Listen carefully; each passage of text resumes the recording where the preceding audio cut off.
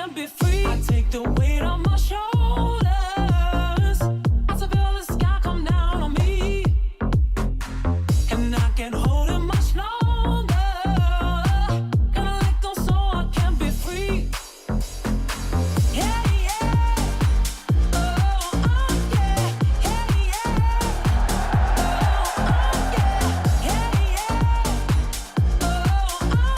yeah. Guess what time it is? Time to subscribe. That's a good answer. Game time? Game It time. is game time. It's game time. There's a spring training game after FT. There is.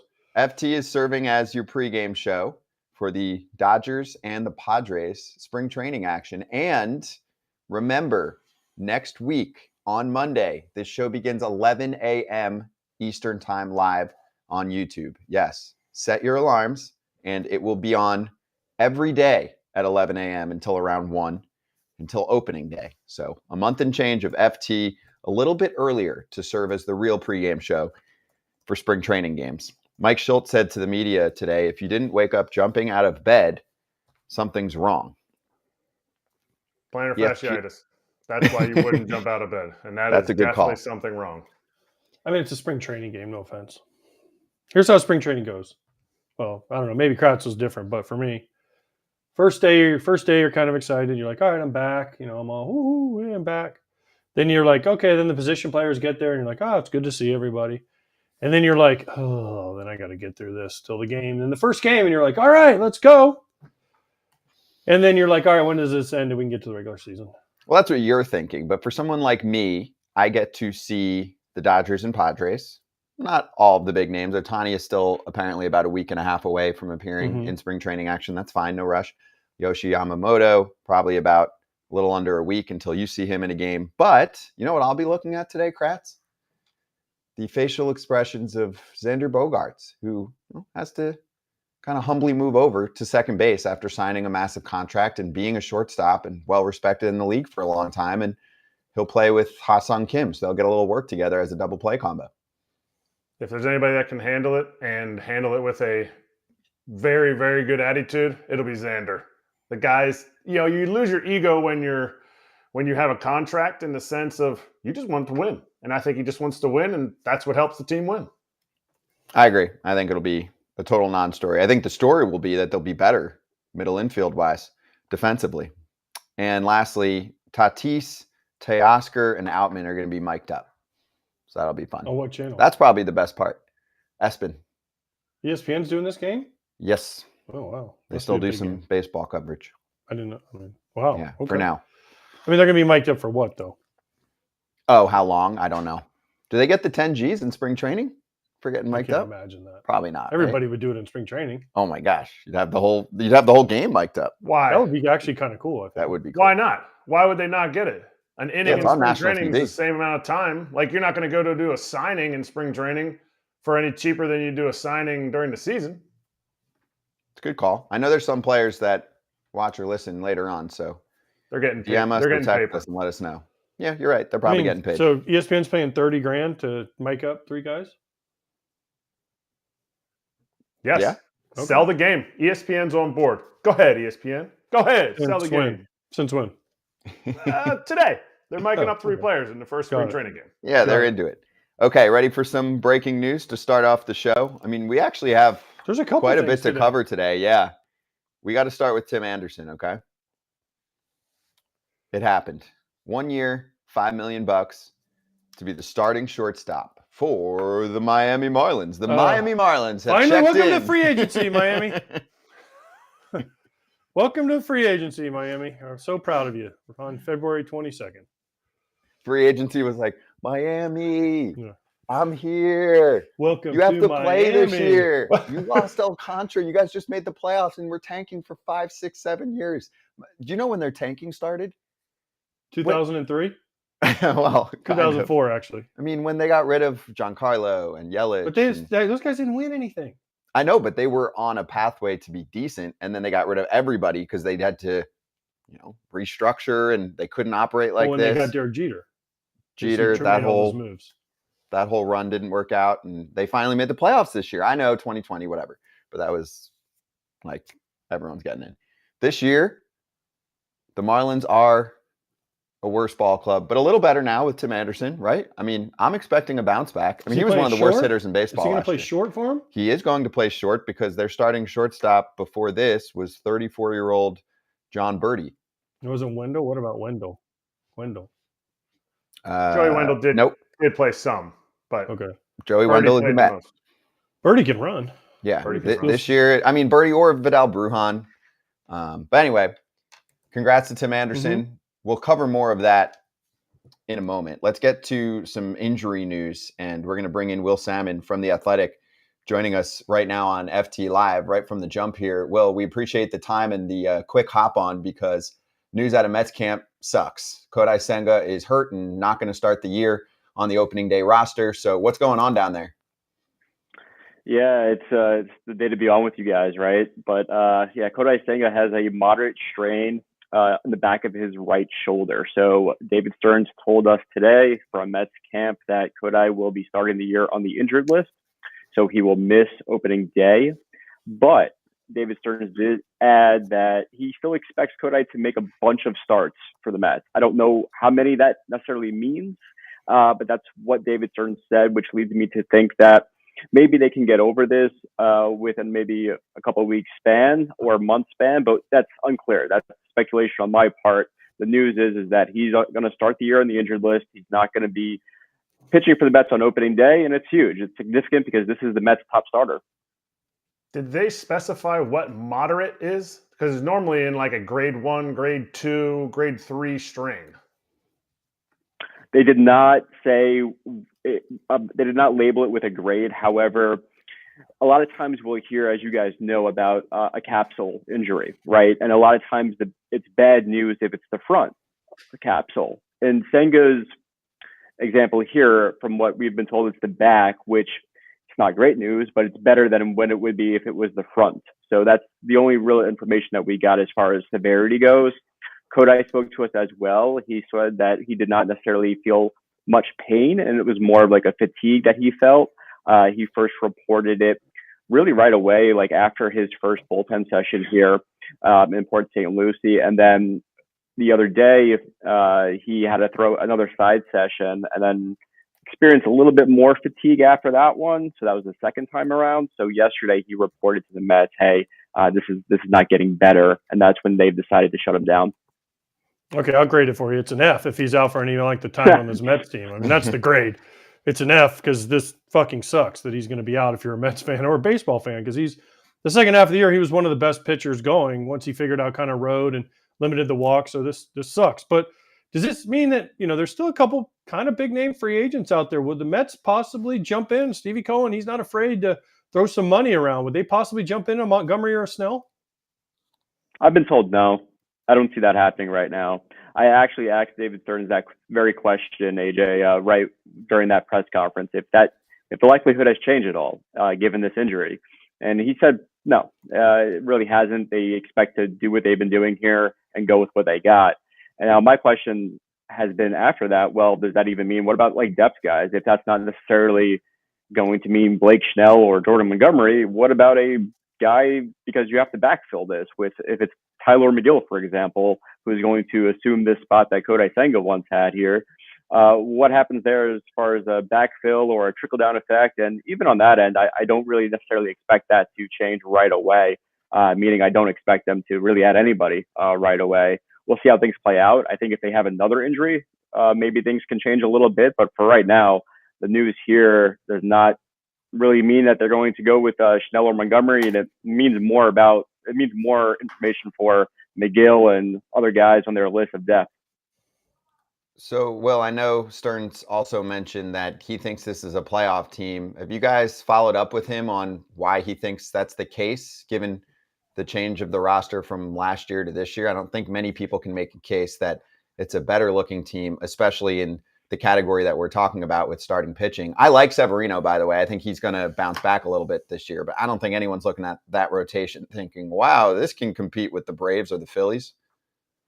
No. And yeah, I've asked David Stearns sort of to drill down a little bit more on that expectation question. And he's what I thought has been pretty real about expectations. I mean, look, He's not the only one that says that the Mets could compete for a playoff spot. I believe the Pagoda rankings came out and they suggested similar. That was before, of course, Kodai Senga had this injury, so we'll see. But I'm with you. I think that their rotation, for example, has some question marks. I think that there's a pretty good floor there with some of those guys, whether it's Sean Manaea or Adrian Hauser. Like, those guys could give you X amount of innings at probably a pretty solid level, but we're talking more middle of the rotation, back of the rotation type guys. And then Severino is just a real wild card. He could be boom or bust here for the Mets, and we just don't really know because the last few years haven't gone right for him, of course, with injuries, and then last year injuries plus poor performance. So it's a big question mark as far as why he would say that it was a playoff caliber team. Well, I think he looks at the roster and looks at guys like Jeff McNeil and Starling Marte, and maybe they can get better contributions from those guys, along with all-stars like Pete Alonso, Francisco Lindor, Brandon Nimmo as well. So they feel like they have that. But in my opinion, it's going to come down to what they can get from their starting rotation. Plus, they're going to have to get contributions from their young players, whether that's more from Francisco Alvarez, but definitely stuff from third base with Brett Beatty and Mark Vientos to blend in with those guys who also, in some cases, need to bounce back, and in some cases, need to do some heavy lifting in the lineup. Okay, two quick ones before we let you go, because I know you have a big date in the clubhouse in there. One, did you see the fake reports that Alvarez signed an extension? Why haven't they done that? And then two, does this mean Jose Quintana is the opening day starter? Yeah, so no date for me in the clubhouse, unfortunately. My girlfriend's back home in New York, so. Opening day starter, great question. I'm looking forward to asking Carlos Mendoza that. I mean, it could be Luis Severino, right? I mean, we're talking about him. He profiles as a frontline guy. I like Quintana. If it was up to me, I'd probably go Quintana, actually. I mean, he pitched well when he came back from the injury that he had last year. And he returns as really like their only returning starter, I guess, right? Yeah. Unless you include the guy who will assume Senga's spot, McGill, probably. But yeah, so I did see that report, AJ, and I reported on it as well, but I can't say that that's true. I was told that was not the case. There was no extension, and there's a reason for that, in my opinion, and through my reporting, and that's because, like with free agency, if the Mets were to add somebody or change somebody's contract, they're going to face a 110% tax on that. And so, like, the number for Francisco Alvarez's salary would be the new number, whatever it would be, plus that, times that 110%. So that's significant. This is not something that's minor here for this team. So I would expect if there was an extension to go down for Francisco Alvarez, it would be some time after the season starts, where they can look at the payroll for next year or years after that. It makes sense. Yeah, right now they're being punished, basically. That's what's going on, right? And they're one of the few teams that spends at that level. So, Will, thank you for the time. Appreciate it. And everyone follow Will at Will Sammon, his name. Very simple. And check out some of his articles in The Athletic. You do a great job, Will. Appreciate you, man. Appreciate it, guys. Thanks for having me on. Thank you. Will Sammon on the Mets. And that sucks. I mean, that's their dude. I mean, he's a Cy Young contender if he's pitching. And they had already talked, I think, a week or so ago about the plan for him, because last year they gave him an extra rest almost every time. And I was fine with that. I'm like, whatever you did last year, if you produce that for 4 more seasons under team control, I mean, he was pitching like a 1, especially in the second half of the year. And Kratz, without him, they don't have a chance. I mean, they need 25 plus starts from this guy. Absolutely. But my thing is about the whole inning thing, and we're always going to get to this. It's always going to be about the innings. Sometimes your arm just might be fatigued. But as it's always about the innings, I did a little research. And the last 5 years, this is the innings he had. 143, 84, 120, 178. That was in 2019, 139. Okay? So he eclipsed all of that. 2019, he had 178 innings. He had 166 last year. He never made more than 26 starts, and that was in 2019. His starts have been 22, 13, 18, and 22 in his career. Last year, he had 29. So to me, this is less about his workload and more about when these guys come from Japan, they're already minimizing their workload. You got to kind of start figuring that in. You need a 6th starter because they're skipping a start here and there, and it really makes you spend a lot more on your rotation. Yeah, we discussed this with Shohei. We talked when Joe Madden. We had Joe Madden on. He's like, it presents more problems because you have to have a 6 starter because they can't pitch on the 5 days. My thing is gosh, 100. What do you say? 166 innings last year, Eric? I mean, remember when like 200 was like, oh, okay. And then remember, not that long. It wasn't that long ago where 300 innings was like, okay, this guy's good. And then it dropped down to 200. And now we're almost like, man, if this guy pitches 5 times this year, he's really good. Like, I mean, it's not that bad, but it's like unbelievable how it keeps going down and injuries keep going up. Yes, thank you. That's what's crazy is the more we try to protect guys, the more the injuries go up. Maybe we should throw more. Just try it. I don't know. Just try it. I'm waiting. We've talked about this when and I think we've talked about this off the air, and I've talked about this with some people. I'm waiting for an organization to just be like, I'm going back to the old school way. Who's going to be, you know what? Be like, you know what? I just signed a 5-year deal as a new GM, and I have 5 years, and I have the owner's ear, and he says go for it. And you kind of go back to a little bit more the old school way. What's the old school way? Your starters in the minor leagues try to go deep into games, and your starting pitchers in the big leagues try to go deep into games. And that's what I mean. Someone's going to try it. And see, not instead of piggybacking, right, in the minor leagues, and, oh, this guy goes 5, this guy goes 4. Like, because Kratz, I'm sure it was the same with you. Like, when you were in the minor leagues, like, you had your 5 starters. They would try to go as deep as they can. You had a 7th inning guy, an 8th inning guy, a closer guy, right? And you played it like a normal game. Now it's like, oh, well, this guy goes 4, and he throws 60 pitches. Then we got to get him out because we need the next guy to go 5. And, you know, it's like, okay, well, what? I just want to – I don't know that it'll happen, but I would just love to see some team go, you know what, we're going to just try it. Can you assemble enough of a rotation, though, to handle third time through and actually execute third time through? Like Senga actually was one of those guys, but do you trust anyone else? But that's where it has to start at the minor leagues. You have to develop it in the minor leagues and say, hey, we're going to teach you when you're a little bit tired, get through the third time. Maybe you don't use all your pitches in the first inning. Like don't go first pitch heater, right? First pitch curveball, second pitch curveball, third pitch split. Okay, now everybody's seen everything. I don't know. We used to try to run through lineups with one pitch. I remember when John Garland was throwing sinkers, I'd be like, listen, until someone figures it out, we're throwing sinkers. But how many guys can do that nowadays? I think there's more than what we give them credit for, but they're just not taught to do that at any level in baseball. It's give me as much as you can. Even in my son's travel ball, right? They're like, give me 3 innings. And you're like, oh, he went 3 whole innings. His innings max this summer is 30.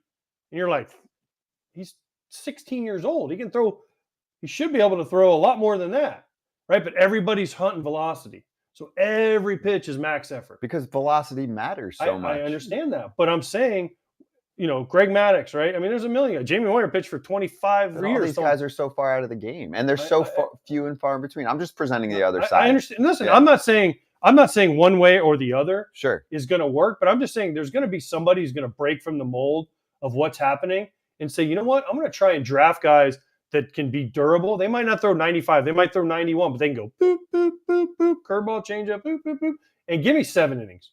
Mm-hmm. I don't know. Maybe it won't ever happen, but I just think I'd love to see someone try it, just to see it.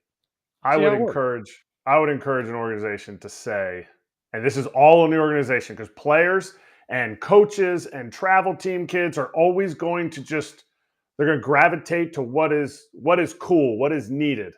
And the organization has to say, I know you throw 99. See, I don't think they need to draft guys who throw 91. That's not going to play.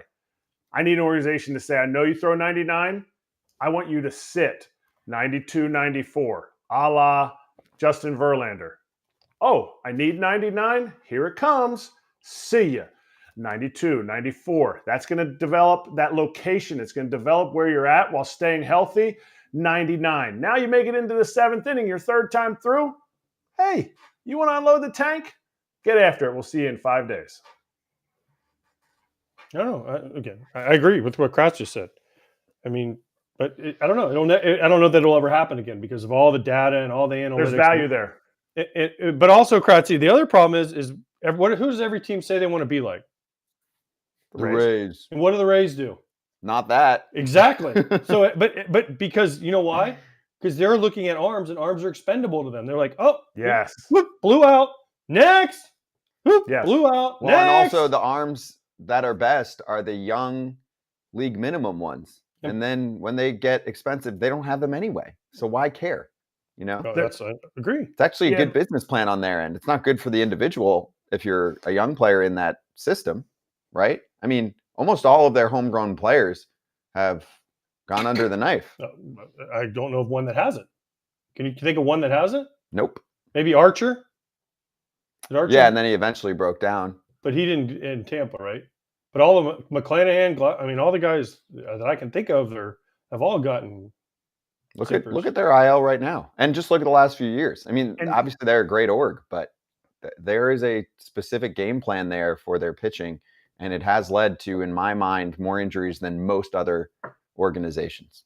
There is a market inefficiency in that sense. There's no bigger loss in baseball than time spent on the IL. But they have all this stuff going on, you know, medical things that say, well, history says this and history says that. It's going to take a team, because they're trying it. They want to spend less time on the IL, but once the season comes, they just want to win games. So that's, to me, that's why that's where it's going to need to change, like AJ said, in the minor leagues. Mm-hmm. And it's going to take somebody that's a GM or a president of baseball ops to say, we're going to try something different.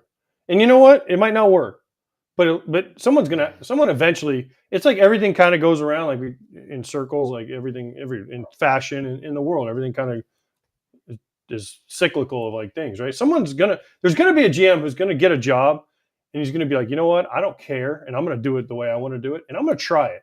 And it might not happen but listen, I want to see it, because I think it'd be interesting. I think it would be an interesting science experiment to see if you could do it, because I'll tell you what, if you talk to any scout, and I think Kratz can agree with me, this, you know, I see a lot of high school games, and I pay attention to a lot of college and everything. The easiest commodity in baseball to find right now is what?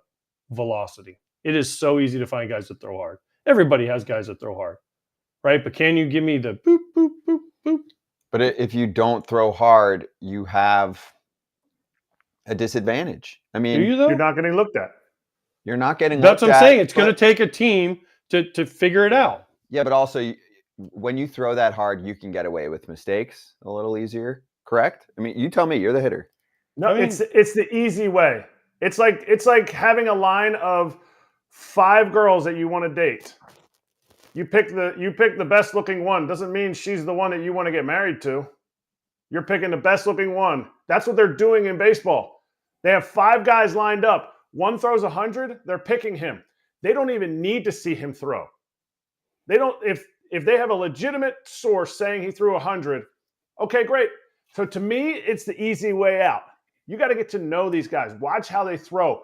How do hitters swing against them? And some scouts will say, "Oh, it's tough. You know, he's in the ACC, or this guy's in the American East Conference, or this guy's in the SEC, so he's much better." But the reality is, they're taking the easy way out by everybody just developing velocity, and people that never played are able to develop velocity, so it's more prevalent.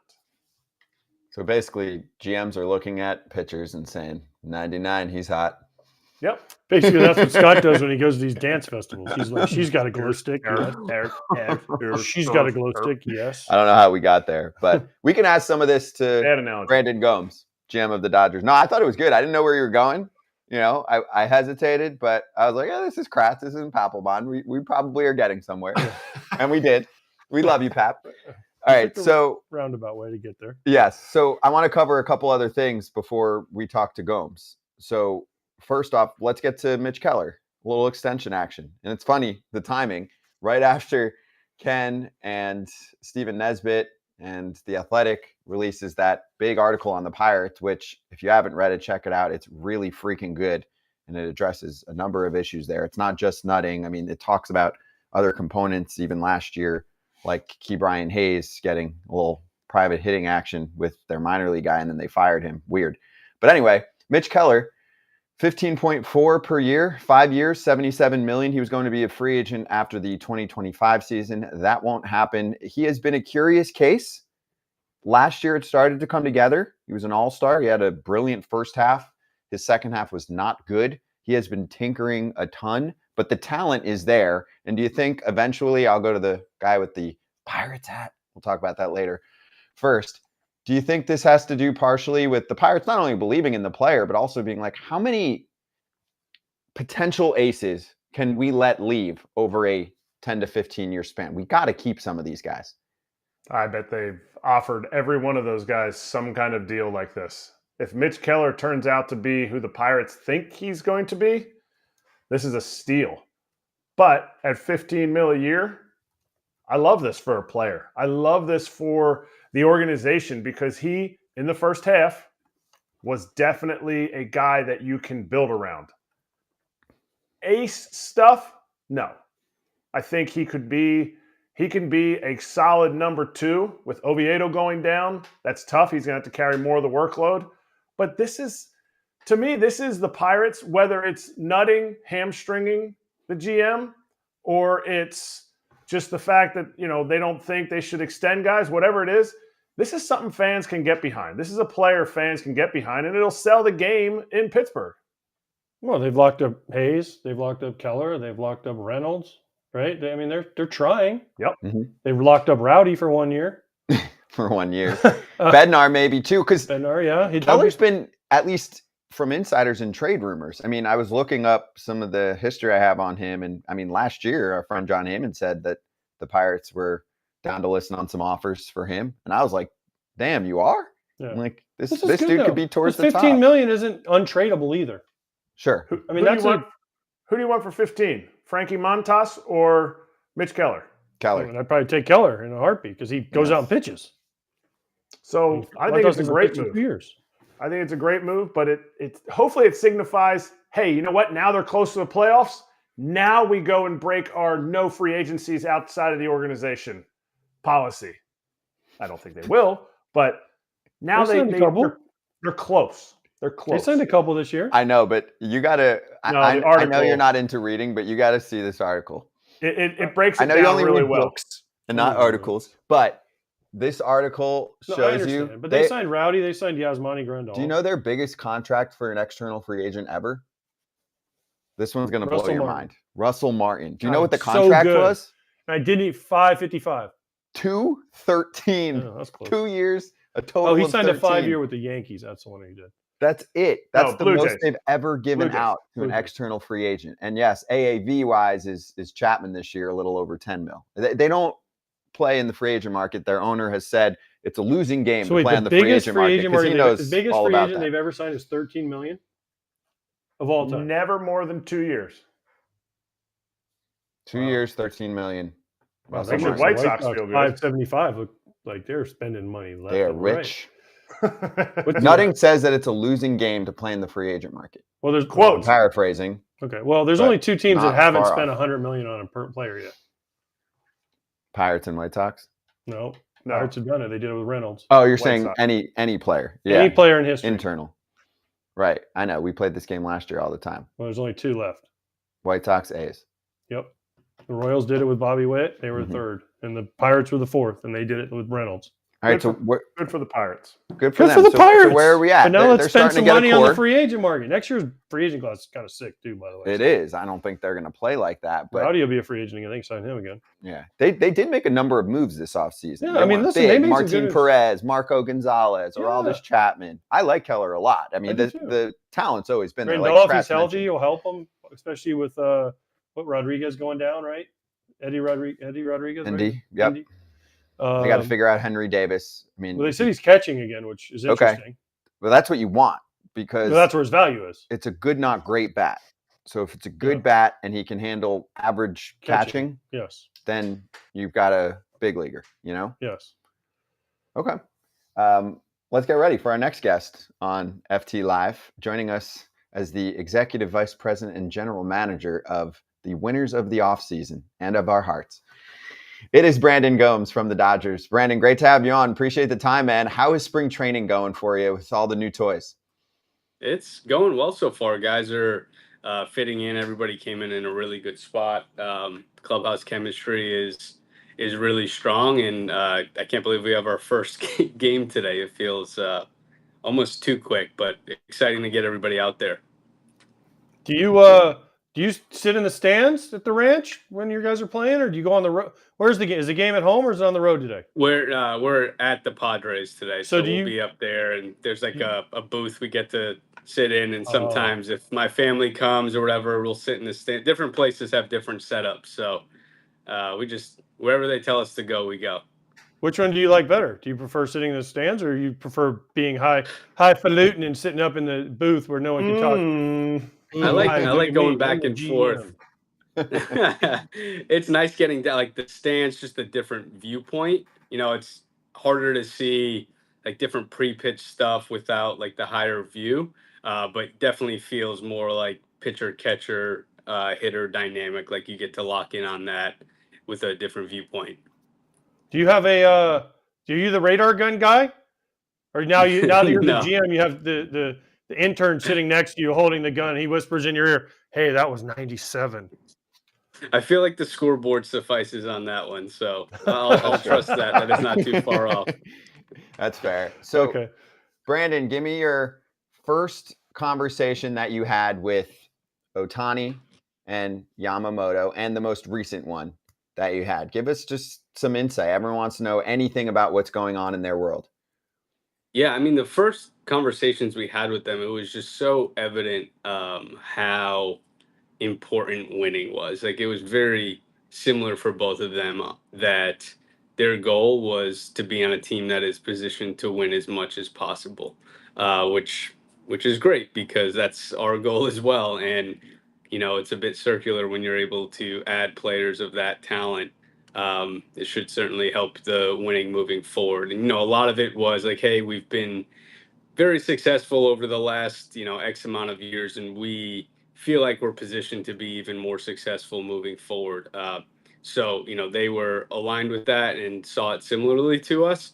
So, getting them in and having those priorities was a fantastic marriage. Since then, like they're really soaking up the culture, the environment, like their teammates getting along great. Like they're both very easygoing, fun-loving dudes. And, from the first meetings with Yamamoto where we had players there, like all of the guys came away like, man, that's like a really good dude, which is fascinating, right? Because you're going through a translator for most of it, but you can just feel Yama's energy, and he's just like a dude that likes to have fun, but when it's time to work, he is some kind of dialed. So it's been awesome getting those guys out there and watching their routines behind the scenes.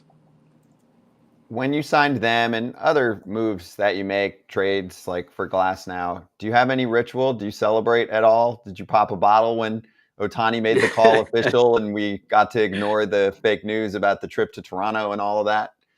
Yeah, the Ohtani one was delayed. I think I was like so exhausted from the roller coaster of the day before. So I was like gassed and run down. I think I went to bed at like 9 o'clock. So I didn't even do anything celebratory that night. But a few days later, have a nice glass of whiskey or tequila to celebrate for sure.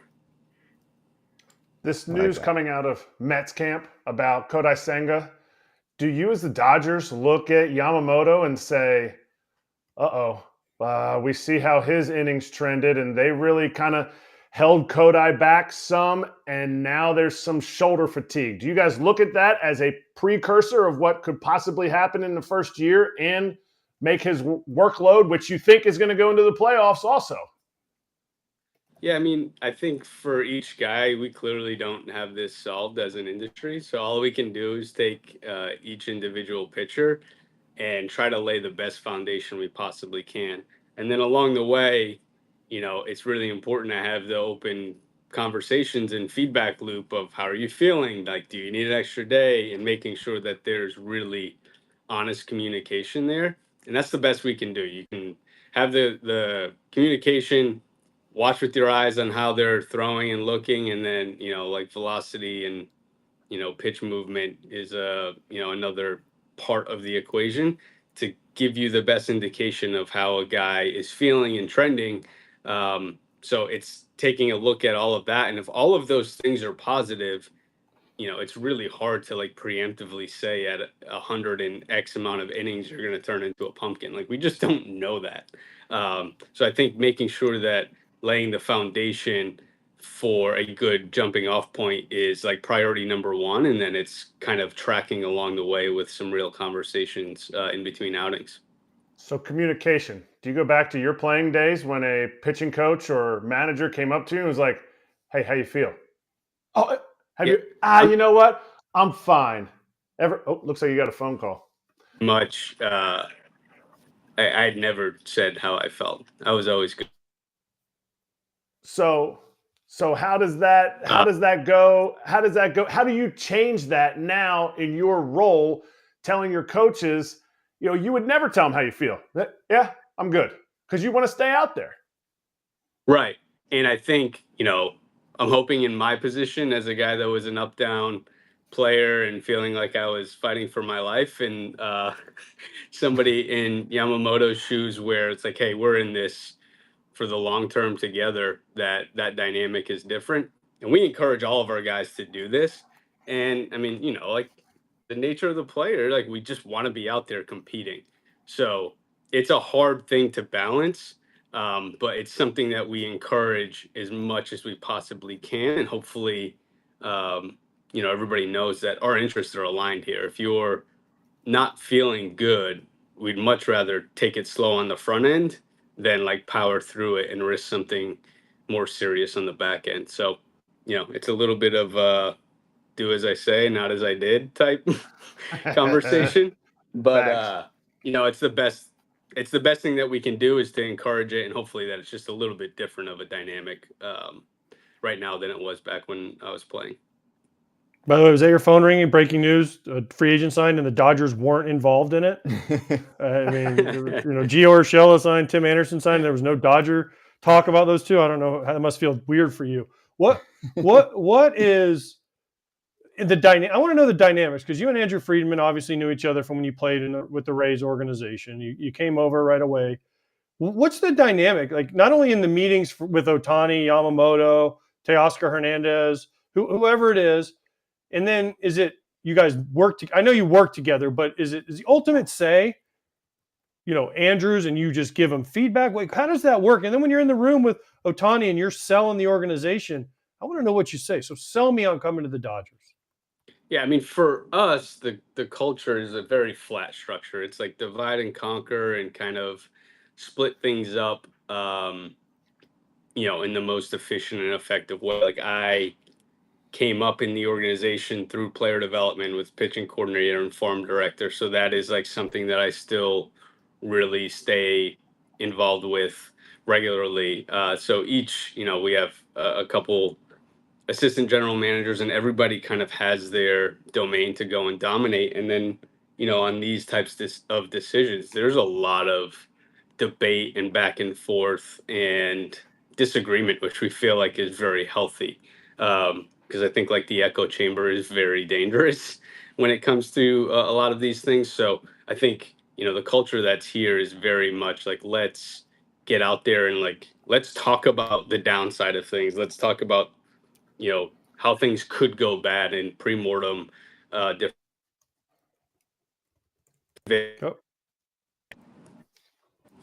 So much of it is about like, let's get in there and argue. And at the end of the day, we are going to come out of this with a decision that everybody feels good about. While it may not be total agreement, it's everybody understands the position, and now let's move forward as a unit. I like that. Hey, back to the offseason, what was plan B if you didn't get some of the big targets that you had? There was a lot of different paths that we were going to go down and explore different avenues on the position player front. And I'm happy that we're not going down those paths right now. Right. Sure. You don't have to worry about it. I'm sure they weren't awful paths. No. So we felt very good about the teams that we could have potentially put together. But to say that this wasn't plan A would be a total lie. So I don't think anybody's ever said this, but were the Dodgers tanking last year to be able to do what they did this year? Dodgers and tanking, not two synonymous things, but spending is relative. So in a Dodger sense, were you guys preparing for this offseason and what immense generational talent was coming? I mean, the 100-win tanking Dodgers Yep. were probably not. It was certainly not something we were.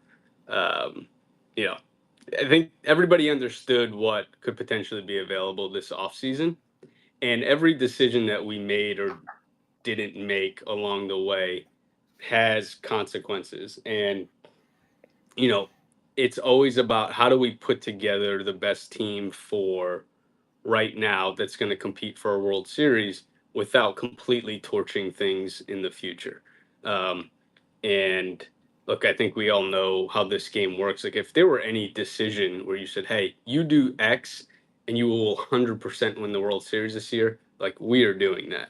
It just doesn't quite work that way. So we have to continue to put ourselves in the position to have the best team that's going to run through the regular season in October. And so it's always a balance of now and the future. And I think this offseason was unique in that the free agents available that we were able to acquire matched both of those things, where like helped us now with acute needs, but also felt like having longer term deals with these players like was still going to be very beneficial for us in the future and continue to take down needs that we'll need in the future as well. So it doesn't inhibit us from, doing things along the way. So it was an interesting balance of the two. And I think it was more of a unique off season than anything else. Okay. Have you touched Nobu's javelin yet? Have you thrown it? No, I'm pretty sure either my back or my elbow will go out first. Oh, I'm okay. not. You could maybe even odds on either one. So I think I'll pass on that and just admire it from afar. Okay. And then was there ever a second or moment or a quick, fleeting thought that when you saw the reports of him on a plane to Toronto that you weren't going to get Ohtani? For sure. We were living that. Did you go white face, like where you get turned like white and you're like sweating like when you're sick and you're like, oh my gosh, this isn't gonna happen. Yeah, I mean, it was like real, like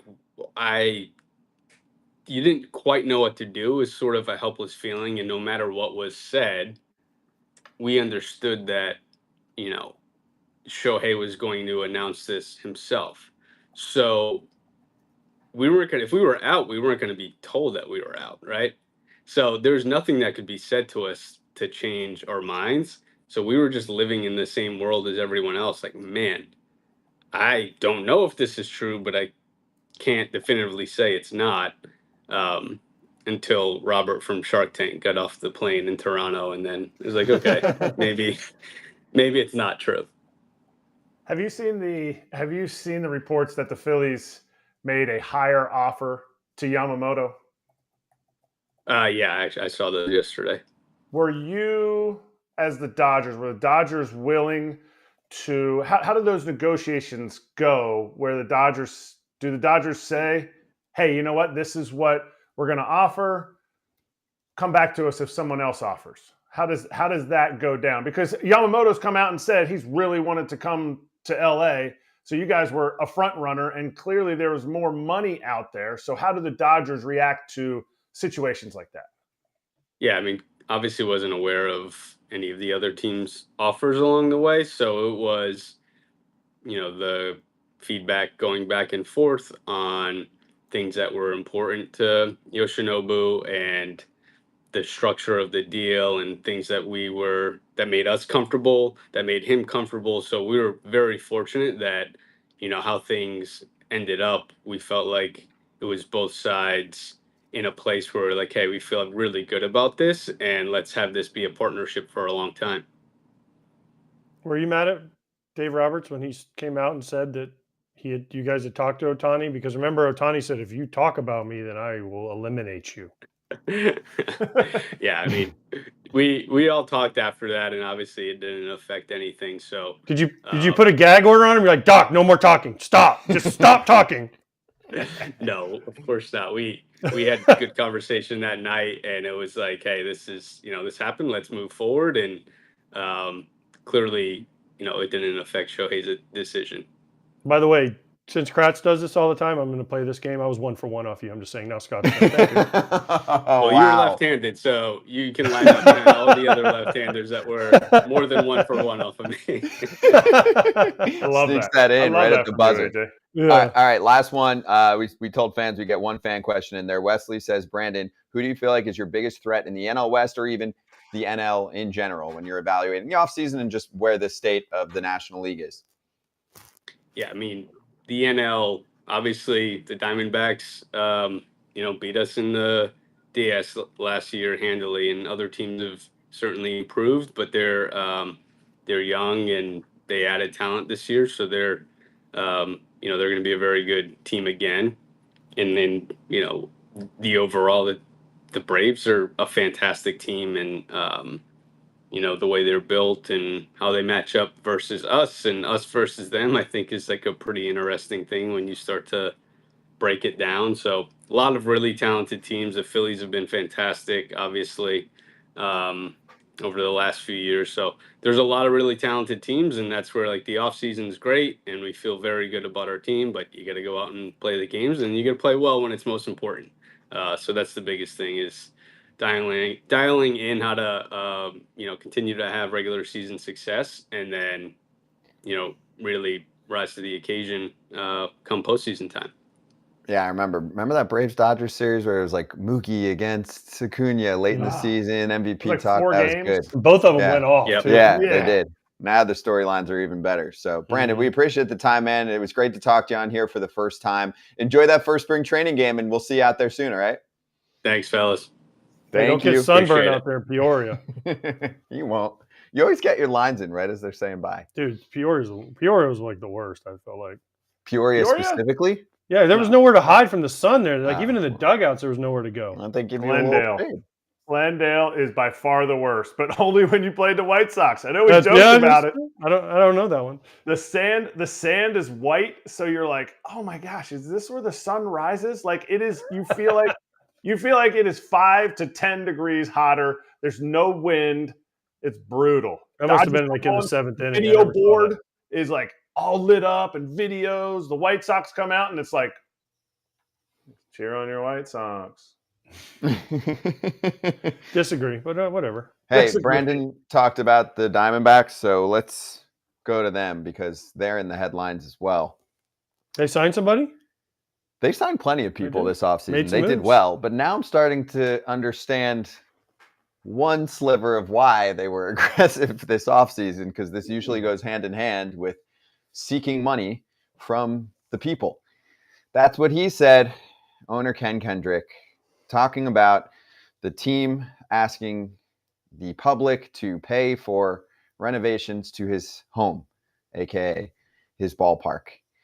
D-backs ownership claims to be willing to put up hundreds of millions of dollars toward the final cost, but they also want local help.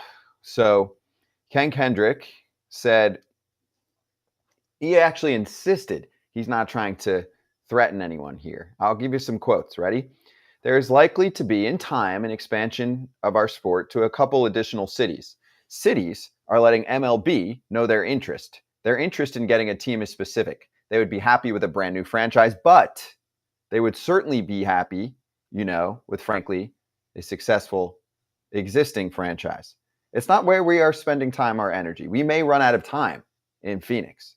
We hope that won't happen. We're hard at it. We're continuing to have meetings. We've ramped up the dialogue in every way that we know how, and we'll continue to do that. Get ready for this quote. After all that I just said, that none of that was me. That was Ken Kendrick. I don't think in the world that we live in, threats are the right way to do business. I don't think threats are the right way to do business. We're community people. I've raised my family here. Derek Call, the CEO, has raised his family here. We're a part of the fabric. Our franchise is a part of the fabric of Arizona, and that's where we want it to be forever. That's the end of the quote. Now, I'll add what's going on in the brain. Give us our public money to renovate the ballpark, or we will threaten you with another city. Did those few sentences I'm not early going to on threaten. sound They like a don't threat? work. But if you don't give me money, I'm leaving. Wait, what? It doesn't. That was rough. Here's the thing about this is, where would the Diamondbacks go? Oakland? Where would they go? Nashville. They're all using the But same they're all cities using that they bring Nashville. up I know, because they there's were using expansion. Vegas and Nashville were the two. Well, guess Milwaukee what? did this last year with their ballpark. But the Diamondbacks last year had a thing where they couldn't open or close the roof because It was broken. In Yeah. fairness, there are some renovations needed there, stadium's even old, from though. a few That years stadium ago. is old. It does. It's getting It does. old now. It's just the argument in Salt Lake. It's another good call. The argument from fans is, well, we gave you money initially to put this thing up. So are we just on the hook in the public forever, every 10-ish years to fix everyone's ballpark? Like, why is that their problem and not the problem of the people that own the team? Like, should the cities fix the 'Cause all the local owners are broke, laundromat? Scott, you say it Should every the day. cities fix the local mall? Should the cities fix everything?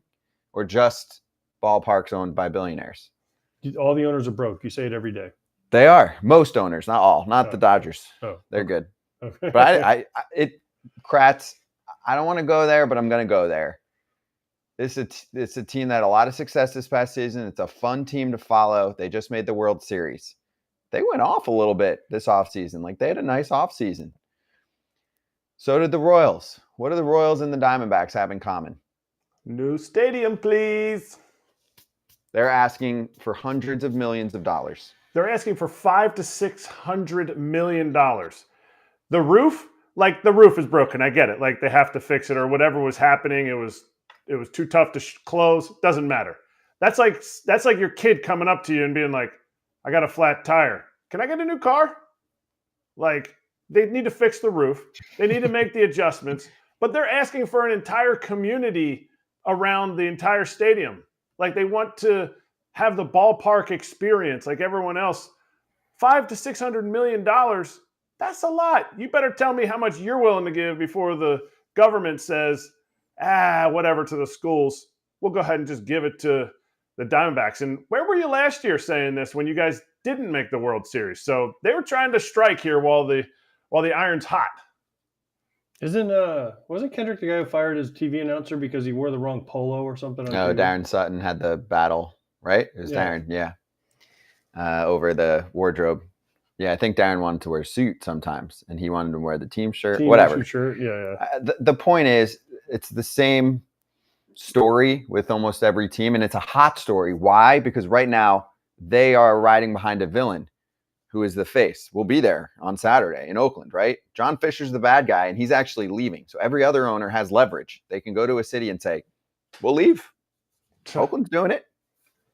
Give us our money or else. I got a great place they can move to, Arizona. Nobody's Great moving city. to Orlando. Well, Here's my thing, though. we'll take them. Here's my take thing, okay? We know this is going on, okay? That this is a hot time for owners to go to the city and get them to give up tax dollars to make improvements to the suites that they want to sell. That's one thing. It's another thing in my mind for certain people to continue to think that everyone is stupid. I'm not making a threat, but let me list out 3 paragraphs of threats. That's wrong. Don't talk like that, right? Like, if someone spoke to you face to face and said something that mocked you or made you feel like you're stupid, right? Or they threatened you, would you accept it? Or would you say to their face, don't fucking talk to me like that? This is what I have a problem with. The issue is it's a bully. It's a bully move because it's monopolistic thing. It's a monopolistic business that they're trying to now make more on. Like, I don't think they'd be fine if they up the taxes on everything that they put up, to 40%, all the buildings and all the they make in Phoenix. And don't try to just take care of this stuff in a manner that, hey, you know what? Over the next 25 years, here's our plan. How can we get this done? Instead of, well, everybody's doing it, so we're going to do it. Oh, yeah. So everyone in the chat is saying, can't they take out a bank loan? Isn't there a rule where the teams can't take out a certain amount of debt? Didn't we have it? Like, they can't just go the debt financing rule that Bud Selig came up with, but they're not even close to that, most of these teams. But what I'm saying is, you take can't out go, but loans. can you go to a bank and say, I would need $1 billion loan? Because a lot of the soccer No, teams not do $1 this billion, I don't think. But you can take out money. But isn't there a certain amount only they can get to? Because I'm assuming You mean most like of these baseball teams, wise or like to build a stadium. Because what I'm thinking is like, America-wise. okay, if Kendrick said, all right, I'll give $500 million and I need to go take a loan for $700 million, I feel like the $500 million that Kendrick, he doesn't have $500 million cash laying around, so he's probably taking a loan on that to start with. You don't see what I'm saying? That's why these teams need these public funding. Nobody has. I mean, maybe somebody does out there, but not a lot of people have $1 billion just laying around liquid. They can go, hey, I'm going to spend this on a stadium. They have to go get a loan on it from somewhere. Okay, I'm the Dodgers owner. well, yeah, Guggenheim will do it for the Dodgers. But you see what I'm saying? So that's where I think this is kind of confusing because people think, oh, Kendrick, just write a bigger check. Well, no, he's just got to go get a bigger loan because he's not writing a check for $500 million. Because I know when you talk to you talk to owners, you talk to people in the front office, they're like, well, we're paying off the stadium still. Like you hear that in sports sometimes, like, oh, we're paying off the debt on the stadium. They don't usually say that in certain terms, but I've heard them say it before. So that's what I think where people think, oh, just go get a bigger loan. Well, it doesn't work like that. There's not a lot of banks that be like, hey, we'll loan you $1 billion. Mm-hmm. If they can get their teeth in a Major League Baseball team, they're going to loan. I mean, that's where they get all that money, private equity. It's coming through groups. So if they're going to put up $300 million, who doesn't want 10% share in a company that's going to triple in value in 10 years? I agree. I agree with that. But again, like I don't know of many banks that are like, I mean, yeah, we'll give you 10% if you give us $1.7 billion. No, not that much. Well, that's what a stadium costs. Stadiums are over $1 billion. If you're the Braves, he's not getting a new ballpark though. This is a renovation. I know, but I'm saying for new ballparks, Sure. like for Oakland, I'm saying Oakland going to Las Vegas, they want $600 million from the public fund, right? Well, Fisher said he'd give $300 or $400 million, didn't he? Yeah, right. Vegas at the moment's paying like $380. See, what happens is the numbers that are public end up not being They're the also real not the real numbers. Because then eventually it's like, oh, the bill was double. Oh, the city will handle that. Oh, you don't have to pay taxes on this for 30 years. Like it ends up being insane. No, That's why this is a huge public issue. It's just not where the country should be spending money. And I love baseball, but like we can handle this ourselves. Because there's owners that come out, or there are potential owners that come out, especially like, again, going back to Oakland, Joe Lacob said, I will buy the team and build my own facility, right? With my money, private money, which has been done too. I'm pretty sure there's a few facilities in California alone that are built by billionaires. They own it all and they don't deal with the public for any money. It is possible. They can do it. You just have to get those alligator arms, push them all the way down into the pot. But they don't also, okay, so let me ask this. And say, oh, look what I found. But then will the owners use that as an excuse not to pay players? Oh, I have this big loan I have to pay back. Again, remember the Pirates article from last night, Kratz?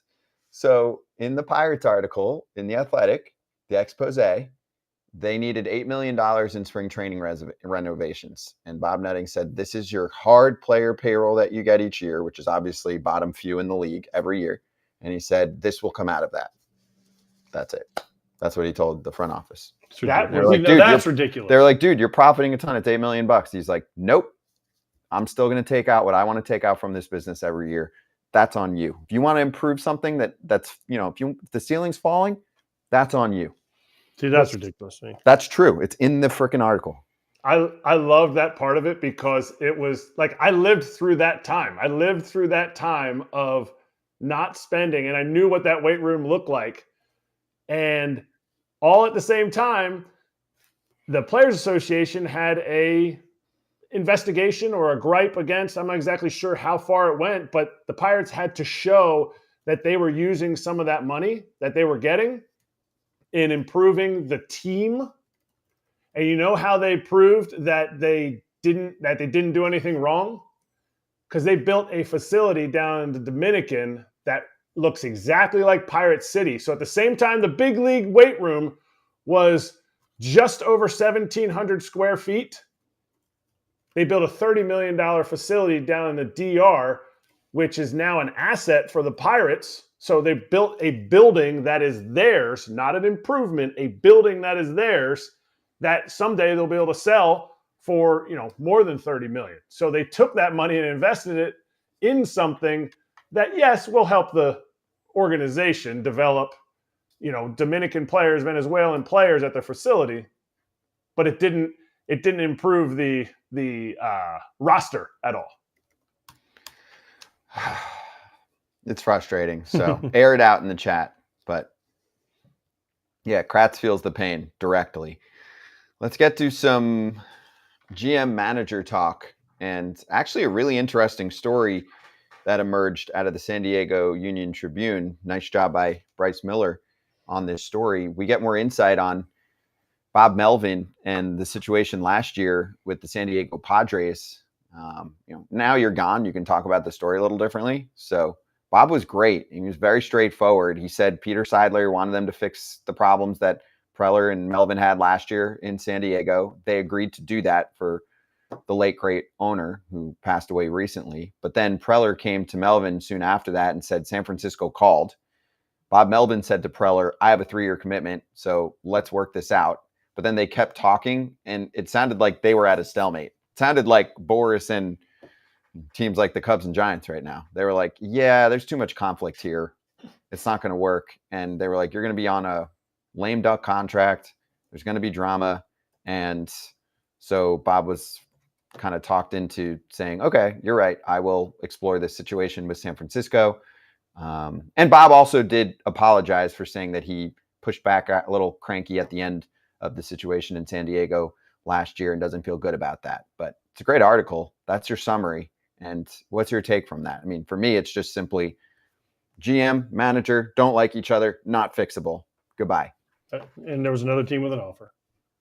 There was another team that was like, hey, we'll take him. Farhan's IED's like, we'd love Bob Melvin. I'll take him.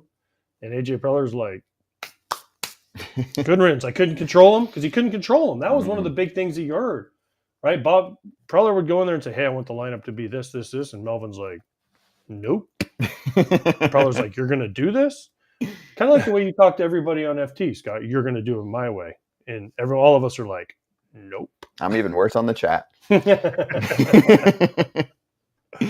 Yeah, it's a good point, though. I mean, Preller is definitely a 20-hour-a-day worker. He wants to be in the know on everything. And that's some of what it was written last year, Kratz, that maybe he should delegate a little bit more and also let certain people do their jobs like the manager. But that's just not his style. And that's what you hired. When they hired him, when they brought him over there, that's what they knew they were getting. So you have a hard worker, maybe he doesn't delegate. Obviously, that article came out a while ago, but it was in depth on what some of the shortcomings were there. And we just had Brandon Gomes on. Did you hear how he talked about how they argue? That is such an incredible quote. And people, always talk about infighting with organizations. If you're not fighting, you're losing. It is not just peaches and cream all the time. If you want to improve, you will fall behind if you're just like, wow, AJ, you are right. Wow, AJ, you're the best. If we have something that's wrong with AJ, we need to be able to say it to him, just like we always tell Scott all of his shortcomings. What's wrong with me today? What did I do? Nothing. I'm not even attacking anyone. I attacked some people in the chat, but nobody here. Actually, just one person. There's an owner defender, and I had to call him out because he's been coming after me for 2 weeks. So anyway, I love you guys, though. You guys are great. Don't come after Scott. That's my Scott. Nicely right back, a PG answer that has a little shade to it. But anyway, I'm glad that in my mind, the situation is handled, right? It just so happened that a great spot opened up for Bob. It wasn't going to ever end well. Because if you remember last year, we heard rumblings of all kinds of stuff in San Diego. Yes. Clubhouse problems, manager, GM problems. Bob said that was real, by the way. He said the drama was crazy last year. That's what I'm saying. And they did their best to try to hide it. But, I mean, I did some San Diego. I did some Padres games. You talk to people. And you hear things. And you can't always repeat it on the air or on the show. But there was people talking. And, you go in to talk to Bob Melvin. He doesn't give you a lot normally. He's not that he's not a great guy, but he just is he keeps everything very close to the vest, But you walk into certain people and you can tell they're not. They're not happy, right? Yeah, they're pissed off. Of course. He was more pissed off than normally Bob Melvin's very happy-go-lucky, very oh yeah, how's it going, But I mean, they also had a shit season, so I mean, I get it. I don't know, but there was a lot going on in San Diego last year. Hopefully, they cleaned it up and they can be better this year. And Bob Melvin's happy in San Francisco. He's a Bay Area guy, right? Managed the A's with a lot of success. So hopefully he's happy. They're both happy and they can move on. Yeah, and he moves to a club that should be competitive and comes from a club that also should be competitive. I have those two teams in a very similar range. Not that they're necessarily going to finish in the exact same, win range, but I think they both have similar projections in my mind. I think they're both in the fringe third place area in the Reconcilable NL West. differences. Yeah, it's better if he's gone too for San Diego's purposes. I know there's a lot of talent that left. There's still a lot of talent on that team. Mhm. Like last year's team was supposed to be a 95 plus win team, and they ended up being about 500. This year's team looks like about a 500 team in my mind. So maybe they exceed expectations. They had a brutal 1-run and extra inning record. They went like 0-14 or something. Out of this world. Something like you couldn't even make it up. And that's when Padres fans started turning on Bob, because when you see those records, naturally they look at the manager there. That's just what people do. Whether it's fair or not, that is how they treat a record like that, right? I mean, and then they won 14 of 16 to end the year, but it was too little too late. But I'm trying to get the record. It was out of control, the 1-run record for them. So anyway, we'll see. Those are two interesting teams. Let's keep this going. Let's talk about the Bay Area a little bit.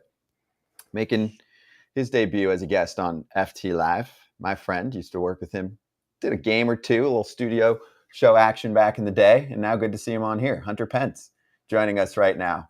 Good to see you, dude. How you doing? How's Bay Area life? It's going well, man. We got some sun today, which is nice. We had some big rain, big waves, but everything's good. What's up, Scott? What's up, AJ? Kratzy? We used to work together too, Scott. Okay, so it's not just you. Oh, yeah? Me and Hunter Pence used to work together. Where? Indeed. In the Philadelphia. You remember that Hunter Pence was a Philly? Wow, I do. Yeah, for like a minute, right? More than a minute. Yeah, a couple minutes. I got a signed Hunter Pence jersey. So Is that it was long right? enough.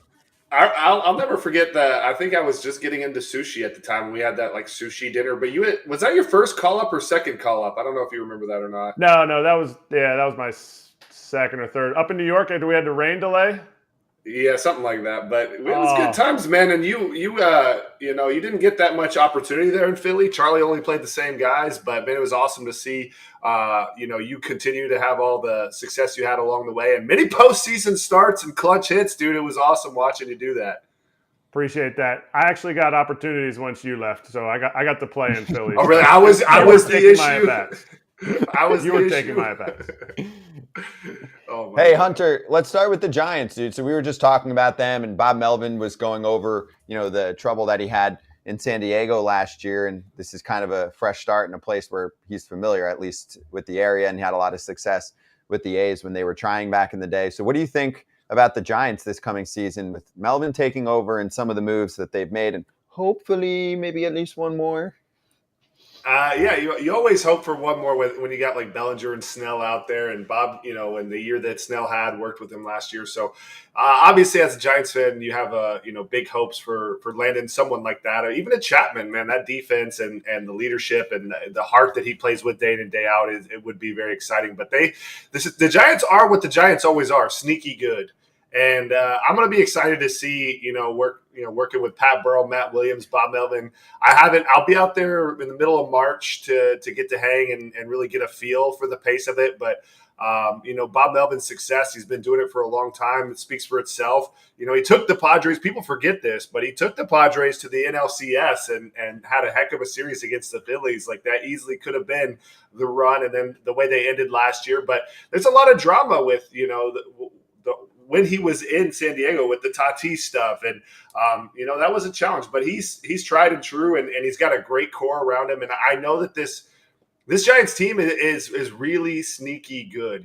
I really love Tyro Estrada. I think he's, kind of one of those secret weapons. Wilmer Flores last year had like an insane year that no one really talks about. So obviously you want the offense to do a little bit better than they did last year, but the Jorge Soler addition. So there's a lot actually going on that doesn't seem like that much. It's classic Farhan. He's like sneaky good at putting together these really small deals that work out really good. So you coming back with Panda? Not quite, but I'm very thrilled to get to see him. When he came to like the Murph and Mac or the Murph retirement, whenever they were retiring the longtime clubhouse legend, Mike Murphy, and he was in shape. He's like, I'm making a comeback. He was like not drinking, working out. I was like, I've never seen you look better. So the guy loves baseball. He's still really young. It's sneaky how young he is because he was doing such great things at such a young age. So I love that question, Kratz. It's going to be awesome to see Pablo out there. He hit the 6-run home run, which was really, really spectacular. But he's got the magic. He's got clubhouse leadership. You saw how he was embraced by a lot of his old teammates, man. He brings energy. He brings life. He loves baseball. He's always laughing. He's always getting everyone involved. He's one of the best teammates I've ever had. And he's got some of the best hands and greatest bat-to-ball skills that I've ever seen. Can he make the team, though? That's what can he actually make the team? And if he doesn't, will he be willing to go to AAA to get a shot later in the year? Oh, I think he would definitely be willing to go to AAA. Pablo loves baseball, man, and he's about he's about business. He works hard and he gets after it and he loves to be at the field. But I do think that there's a chance, in the scope of Major League Baseball and how things go. I think there's a good chance he can make the team at some point. Do I know if he's going to make it out of spring training? I know that they want to have him around because his knowledge, his energy that he brings, when people when you have a stale dugout, AJ, it's like. It can be tough. Like there is never a stale dugout. And when he left the team, you felt that silence because he's always laughing. He's always got some antics going on. He's always tapping, bringing everyone together and he's coming over to the locker rooms. He's keeping the locker room light. He's tossing shoes around, doing all sorts of weird, fun stuff. So he makes it fun to be at the clubhouse. He's got a really charismatic personality, and he's got great leadership, and he works too. He's like the whole package. So as far as the baseball camaraderie, he is a glue guy, and I know that the Giants really love having him around. I don't think there's a coincidence. He's a 4-time World Series champion. Is this a misunderstanding by fans? Because we have a super fan chat, who's a Red Sox fan. I'll just go by the name of Jay. He does not see this side of Pablo Sandoval. I played with Pablo in 19. I'll leave my opinion out of it. But he doesn't see this side of Pablo. Is he misunderstood? Well, I will say, when he was young, there was definitely some maturing to do, and he definitely had some emotional, sensitivity. He was very emotional. And I mean, even with us and the Giants, when he was really young, he got kind of upset about something here and there. And but he definitely has changed a lot. I will say that he's grown up and he really, even when he was young and really emotionally sensitive, and I feel misunderstood, he had a good heart and he did work hard and he did come with it. But I know that he went through a lot of family drama. I know that he had a lot of people treat him really badly, steal from him, and you just don't know what someone's going through. But feel free to put your opinion in there, but I know who he is today. And I know the work that he's put in, and I know, he worked really hard to change that image as he grew up. And he is, everyone gets an opportunity to make mistakes and grow from it, but who he is today and what he was when I was with him in 20, what he was most of the career was really, really, in my opinion, brought more intangibles than people even realize. And even you can ask Bumgarner, who's one of the toughest teammates you'll ever have, who he wanted at third base. He would be give me Pablo every day because he got a lot of balls hit on the ground to third base, and Pablo gobbles them up. One of the best catch and taggers of all time. I think he got a little eaten up by the media in Boston, and it's stressful. And he was, like I said, he is emotionally sensitive, and that kind of can really rack you because it's a very tough atmosphere to be in. When you sign that contract and you haven't done anything for him, he was in a tough spot there. But no, I love Pablo and I'll defend him to the grave. He's done a lot for me. I love Pablo. Pablo was my locker mate when the short 6 weeks I was in San Fran, and he is exactly what you explained. So should baseball be paying veterans who maybe not are the best players, but they create a clubhouse environment that Pablo does? He comes with, this man is dripping sweat pregame, ready to go, and he gets the boys going. If you can't get behind that, I don't know what you can get behind. But baseball's kind of pushed a lot of veterans out, even though, they bring an intangible to the game.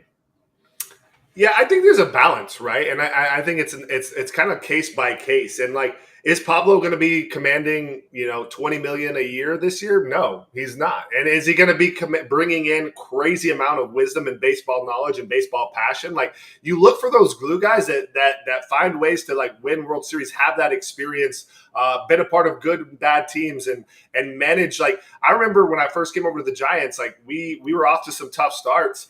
And he keeps this like, Poppy, we're going to be okay, man. It's going to be all right. Like, he keeps like kind of that calm, cool, and always brings confidence and shows up the next day with energy, I do think that there's a niche for them. Should they be getting $20 million or what they were getting in their prime? No, but you need to have some of these veterans. Remember when Jim Edmonds came back to Cincinnati and you heard Jay Bruce? I know people don't remember this, but I was in the division, and Jay Bruce had like one of the best career years of his life. Jim Edmonds just was telling him what the pitcher was doing, giving him, there's huge nuggets there and intangibles. You need to have some of these guys that are on a lot of winning teams that have that winning experience. Like you look at I look at Torrey Hunter. I never even played with these guys. Johnny Gomes. Everywhere they went, they won. And when they left, that team stopped winning as much. There's something that they do. I remember one time playing the Braves when Johnny Gomes was on the Braves, and I was in Philly. Maybe I was in San Francisco, actually. I was in San Francisco, and we were beating them by like 8 runs. And you hear him just absolutely lose it in the dugout and like breaking stuff. It just goes bananas, Johnny Gomes. And then all of a sudden, we actually lose the game. We were up 8 runs. So like there's players that just like have that knack. I look at even the manager of the Marlins right now. This dude, everywhere he went, why am I drawing a blank on his name? Skippy. Schumacher. And then you talk to people that play with him, and it's like he holds you accountable for hustle, for doing things the right way. But also, it's like, what is your intention behind getting on someone? And if the intention is for the greatness of the team, and you have those leaders, you have to have them. So yes, I think there's a niche for them, and I think that you want to get young, but these young players do need guidance, and they do need player guidance, because a manager, as much as we want to say it, like you can't do all of that. You can't babysit in the big leagues. Like you need your players to also be managers as well with you. Hey, Hunter, obviously you have an affinity for the Giants. Are they going to make one more big move? I mean, there's still some names out there that would look really nice on this Giants roster. Snell, Montgomery, Chapman. I mean, they would look really nice in the Halloween colors. I mean, I feel like every team is going to be saying that. And I definitely think that there's definitely a chance that the Giants are still interested in a lot of those players. So do I think they're going to make a move? I hope so. Because it's always great to bring in one of those caliber talents to an organization and for a long period of time. For me, I look at Bellinger and Snell and Bellinger, even when he has his bad years, if you ask me, he plays insane defense. But I've watched him as a Giants fan, just like always in the clutch. Like he finds a way to be a part of the big wins. Like he finds a way to win. Like when we lost to the Dodgers in 2020, with a year we won I forget how many, 107 games or something crazy. And the Dodgers won 106. The RBI to win the whole thing was like a ground ball through the hole, just roll over ground ball. But the RBI was Bellinger. This dude's like robbing homers that will change series. He just finds a way to win. He's a winning player. He's gritty, plays and I love defensive players as well. But it was awesome to see his comeback last year with the Cubs. I think he's going to be excellent. He's just that elite talent that's just better than when he's at his best. He's better than everyone. He was won an MVP. It's just that kind of talent. Adding that to an organization is pretty spectacular. And I'll take, I would talk about, when I was playing, Matt Kemp was someone who I played against a lot. And Matt Kemp could be MVP, and then every now and then he'd have like this really bad year. And I was always like kind of mid, I was like solid consistently. But I would prefer to have someone that has the ability to be absolutely the best. You want to trust in consistency, but I would rather win the World Series and then be the last place team than be in the middle. You never want to be in the middle in Major League Baseball. So I think that the talent level and the ceiling of a Bellinger and a Snell, Cy Young winner, these guys should be really, really, cherished by these organizations. It's sad that they don't have a team yet, but I hope the Giants are able to bring one of them in. AJ, what's your thoughts on that? Kratz, what's your thoughts on that? I think they should spend all the money on everybody. I'm all for spend all the money. What's your thoughts on because I love this question. It's like, would you rather have someone that's like going to hit 275, 280, drive in 85, every year, like you can count on that? Or would you rather have someone that could hit 40, drive in 120, but the next year they might hit $180 and drive in 60? I'd rather have the first guy. I'd rather have the consistency. So I know when I show up to the park every day, one, that guy's going to play usually, and two, listen, he's going to give me. You know what? There's nothing wrong with hitting 25 home runs and driving in 85 a year and hitting 270. That's fine, dandy. No. That's a hell of a career if you can do it, right? Yeah. No, it's good, but as opposed to a guy that hits 40 and 100 and the next year hits 100, like you're like, wait, what happened to the really good guy we had? Now, I'd rather have the consistent guy. Yeah, well, see, I think that I don't think there's a wrong answer here, but the only reason that I would argue, and one of the things I love the most about getting to play for Bruce Bochy and what I learned from him is like everywhere I played before that was like, hey, be conservative, make the safe play, keep the ball in front, don't go too crazy. And as soon as I came over to the Giants, Boch's like message was like, I want risk takers. I want you to be willing to lose it all. I want you to go for it. And I'm kind of hyper aggressive. And like actually Boch was the one who answered that for me when I asked that. He was like, I want the guy that could do the ceiling thing because like I want to either L or nothing. He's kind of a gambler, and that freedom to be willing to take a risk and to play with risk. I hear what you're saying though, because like you can count on like if you're signing someone for a long-term deal, it's like this is what we got. And that is safe and simple. But, like, to do something great, it requires risk-taking. Wait. What did you say? You have energy? You're an energy guy? Hunter? Did I say that? What? No, I think I said I'm a little bit aggressive. Like, I wasn't the most patient hitter. I wasn't the most patient hitter. I wish I was. I wish I was disciplined. But, like, I was swinging, man. That's why you're on here today, because neither me nor AJ could take a walk. So going up there to swing. Hey, I remember AJ's walk, dude. When you did the spin around to beat the Angels and got to first, like, what? That wasn't a walk. That was a strikeout. Oh, yeah. Was that a strikeout? Man. Yeah. That was a strikeout. I still can't Calvin believe Escobar. Then he drilled me like 6 times the next year, and all hell broke loose a couple times. But that's a different story. We don't have time for all that. You got scrappy. You got to have that, though. I love it. I appreciate it. Yeah, listen, I agree with what you said about risk takers. I do, and what Bruce Bochy said. The only thing about that is, like, good players take risks too, and you have to be aggressive. But since we're talking about you, I have to ask the question, and I know it's way off topic, but I don't really care. Where the fuck did you get your practice swing from? Kratz, do you know this answer? I mean, it was like, the knockdown 7-iron. I don't know what you're doing. Honestly, this is super embarrassing, AJ, but like, I actually thought I was taking the same swing I took in the game, and it's very close, like, very similar, very similar. I swear to God, like everyone dude, imagine being a young prospect coming up with that. Like I don't know how to change it because I don't know why I'm doing it or what's happening. And what's super weird is that it really mattered to me how it felt. Like I needed it to feel a certain way, so I'd be like spinning myself in a circle, like trying to get the feel so that I felt comfortable up the bat. But I didn't know it looked like that, AJ, until I finally, like in college, I remember they had a camera on me. It was at Texas A&M. And I was like, oh, look, I get to see my swing. And I was like, what the hell is that? And like, so I don't know, man. Mick, do you remember Mick Billmeyer, our bullpen coach? Yeah, heck yeah. Mick was a bullpen coach for the Phillies. And Mick would sit down there and he would go, I don't think Hunter knows.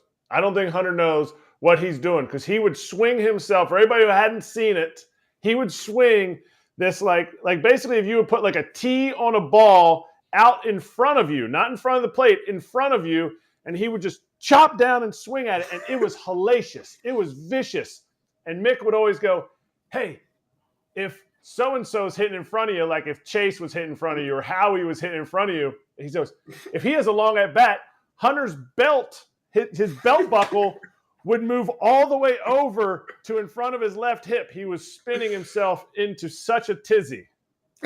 Yeah, and that's why I'm always like shuffling the belt buckle. Morse would start doing that. He did a double or just do the belt shuffle because he was just like, I don't know, man. I wish I had grace and style, but I didn't. I just that was how I got ready. And Mick was absolutely right. I did not know. I was locked into getting ready and doing my best I could. It's tough. All right, so Mick Billmeyer, the guy who jumped in the stands my first day in the big leagues and tried to fight a fan. One of the great stories I've told on here before. But when he was the Anaheim bullpen catcher, and then second of all, you'd probably have no idea about this, but our old advanced scout for the White Sox, Twig Little, who's a Texas guy, used to call you the crash test dummy. Because he's like, everything he does, he looks like he's the guy when they hit, they put the guy in the car and he just flops around. Yeah, everything. He was like, that was his nickname for you. So every time we play you guys, he'd be like, all right, the crash test dummy, here's what he's doing right now. It was great. It was like the perfect nickname for you. Because then once you see it, you're like, okay, I see it now. I wish I would have heard that. I would have thrown that on the back of one of my, when they give you the nickname jerseys. I got to do Captain Underpants one year, but the crash test dummy is a good one. That's a great call. Yeah, it was funny. I mean, he meant it with all the respect in the world. It was so awesome. It was great. It was like, oh man, all right, you guys got the crash test dummy coming up. Here's what he's doing. Still got this practice swing. Hunt. My other theory, what I would tell my teammates is I'm like, how are they going to know how to pitch me? They don't even know what I'm doing, So that was the way I played it off. It's like, what the heck, this guy? I don't know what to throw him. You did okay, Hunt. All right, we're going to talk about teammates. What would you say to Anthony Rendon if your locker was right next to him? Oh man,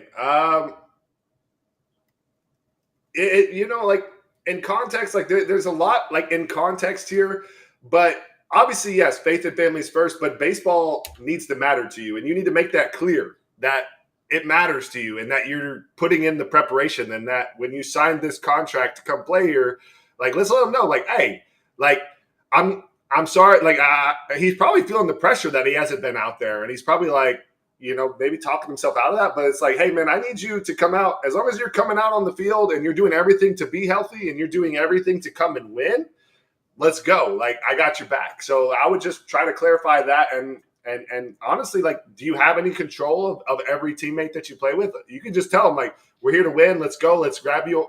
But just make sure you tell the media that you do care about winning, obviously family and faith, that's great. That's number one, but you have an obligation here. We want you on board, and we want you to be, showing the fans that you care about them and you care about this great craft that's brought you so much money and changed your family's life. So that would just be my thing. It's dude, playing this game is changed your life. Let's get out here and let's get after it. And it doesn't matter what you say to the media or all that, as long as you're getting prepared, which I know Rendon is getting prepared to win. So it looks bad, but that would be it for me, Kratz. I like that. I've got one for you on putting your commissioner hat on. So what do you want to do? Hunter, you've always got great ideas. Even the time that I got to spend working with you, you always like, oh, we should do this. So give one or two that have been on your mind recently for everyone to kind of think about, whether it's big, small, business, on-field related, etc. I mean, the commissioner's stepping down in 5 years. Would you take the job? Do it. The baseball commissioner? I don't think so. Yeah. That's not for me. It's tough. They've done some, in Manfred's time, he's done some wild things. I never thought that making the bases bigger would be, as good as it was. I do think the pitch clock was pretty nice. That's such an open-ended question, but I've always loved baseball the way it was. So it's hard to you're never going to lose me as a fan. I enjoy the game. I did enjoy the pace picked up more than I thought I would. I was actually really against it, and now I'm really for it.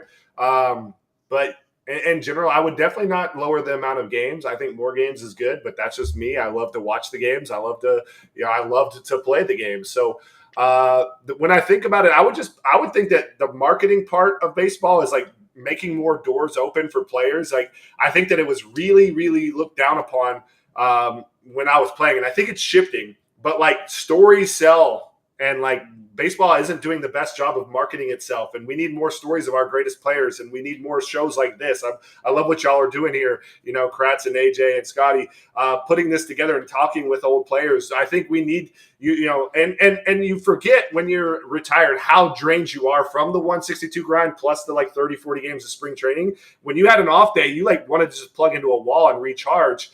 But to tell your story, you have to show up in the community. You have to be at events. You have to go and do things. And we're seeing it start to happen from our stars. Mookie's starting to get out there, which is really cool. Freddie Freeman, we saw, what was it, like in the back of a Taylor Swift photo or something. But what Travis Kelce did and Jason Kelce having their podcast. So I think we need more stories. We need the voice of our players out there more. And it's a two-sided sword, because there's a balance to having your energy and like we talked about with Rendon, being as prepared as you can to win, because that's your obligation when you sign a contract, when you show up to your team, is to do every little thing you can to be the best player you can, to go and chase the dream of winning a World Series, to making history for your city, your franchise, your family, your coaches. Everyone's life has changed if you do that. It's a beautiful blessing. So for me, I want to tell more stories. I want to put more money into making it easier for the players to tell their stories, but also having maybe meetings about like, hey, it is important that you do show who you are. It is important that you do support your teammates, having a camera out there, because that is awkward. People get weird around cameras. So it's a weird balance, and like it can definitely catch you with that other side of the sword where, you saw with, I'm not even going to mention it. You saw some things happen in the Super Bowl where the mic'd up moments kind of caught some people.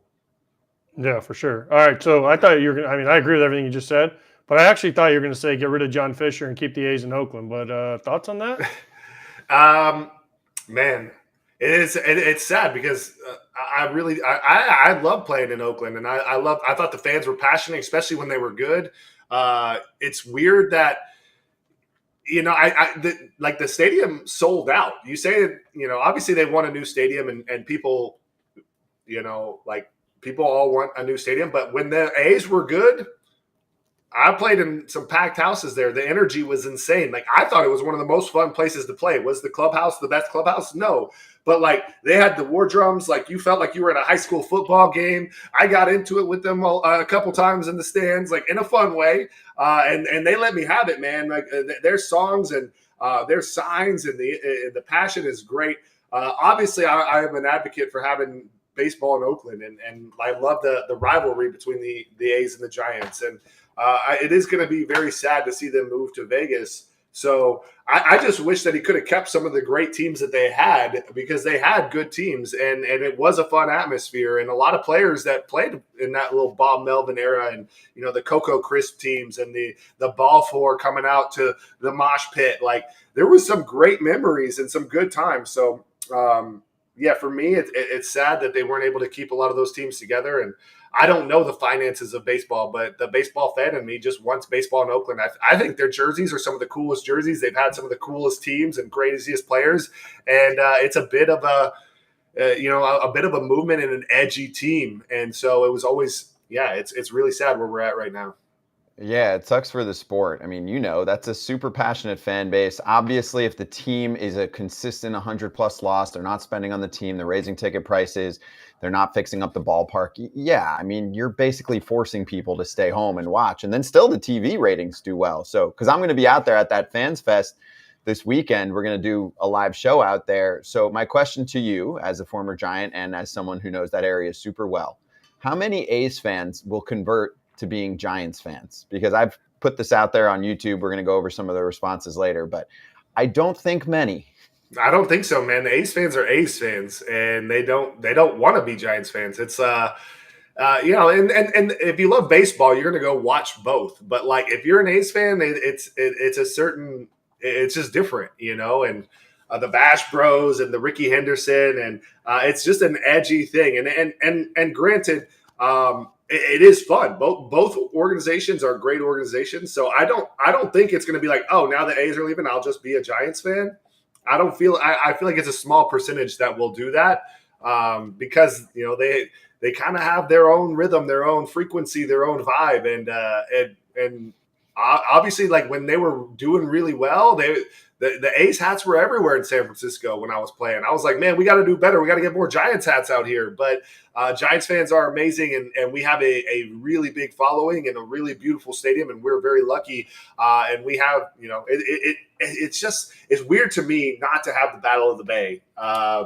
Because that was just such a fun thing, and the whole city comes together, and those rivalries and those stories is what you live to play for.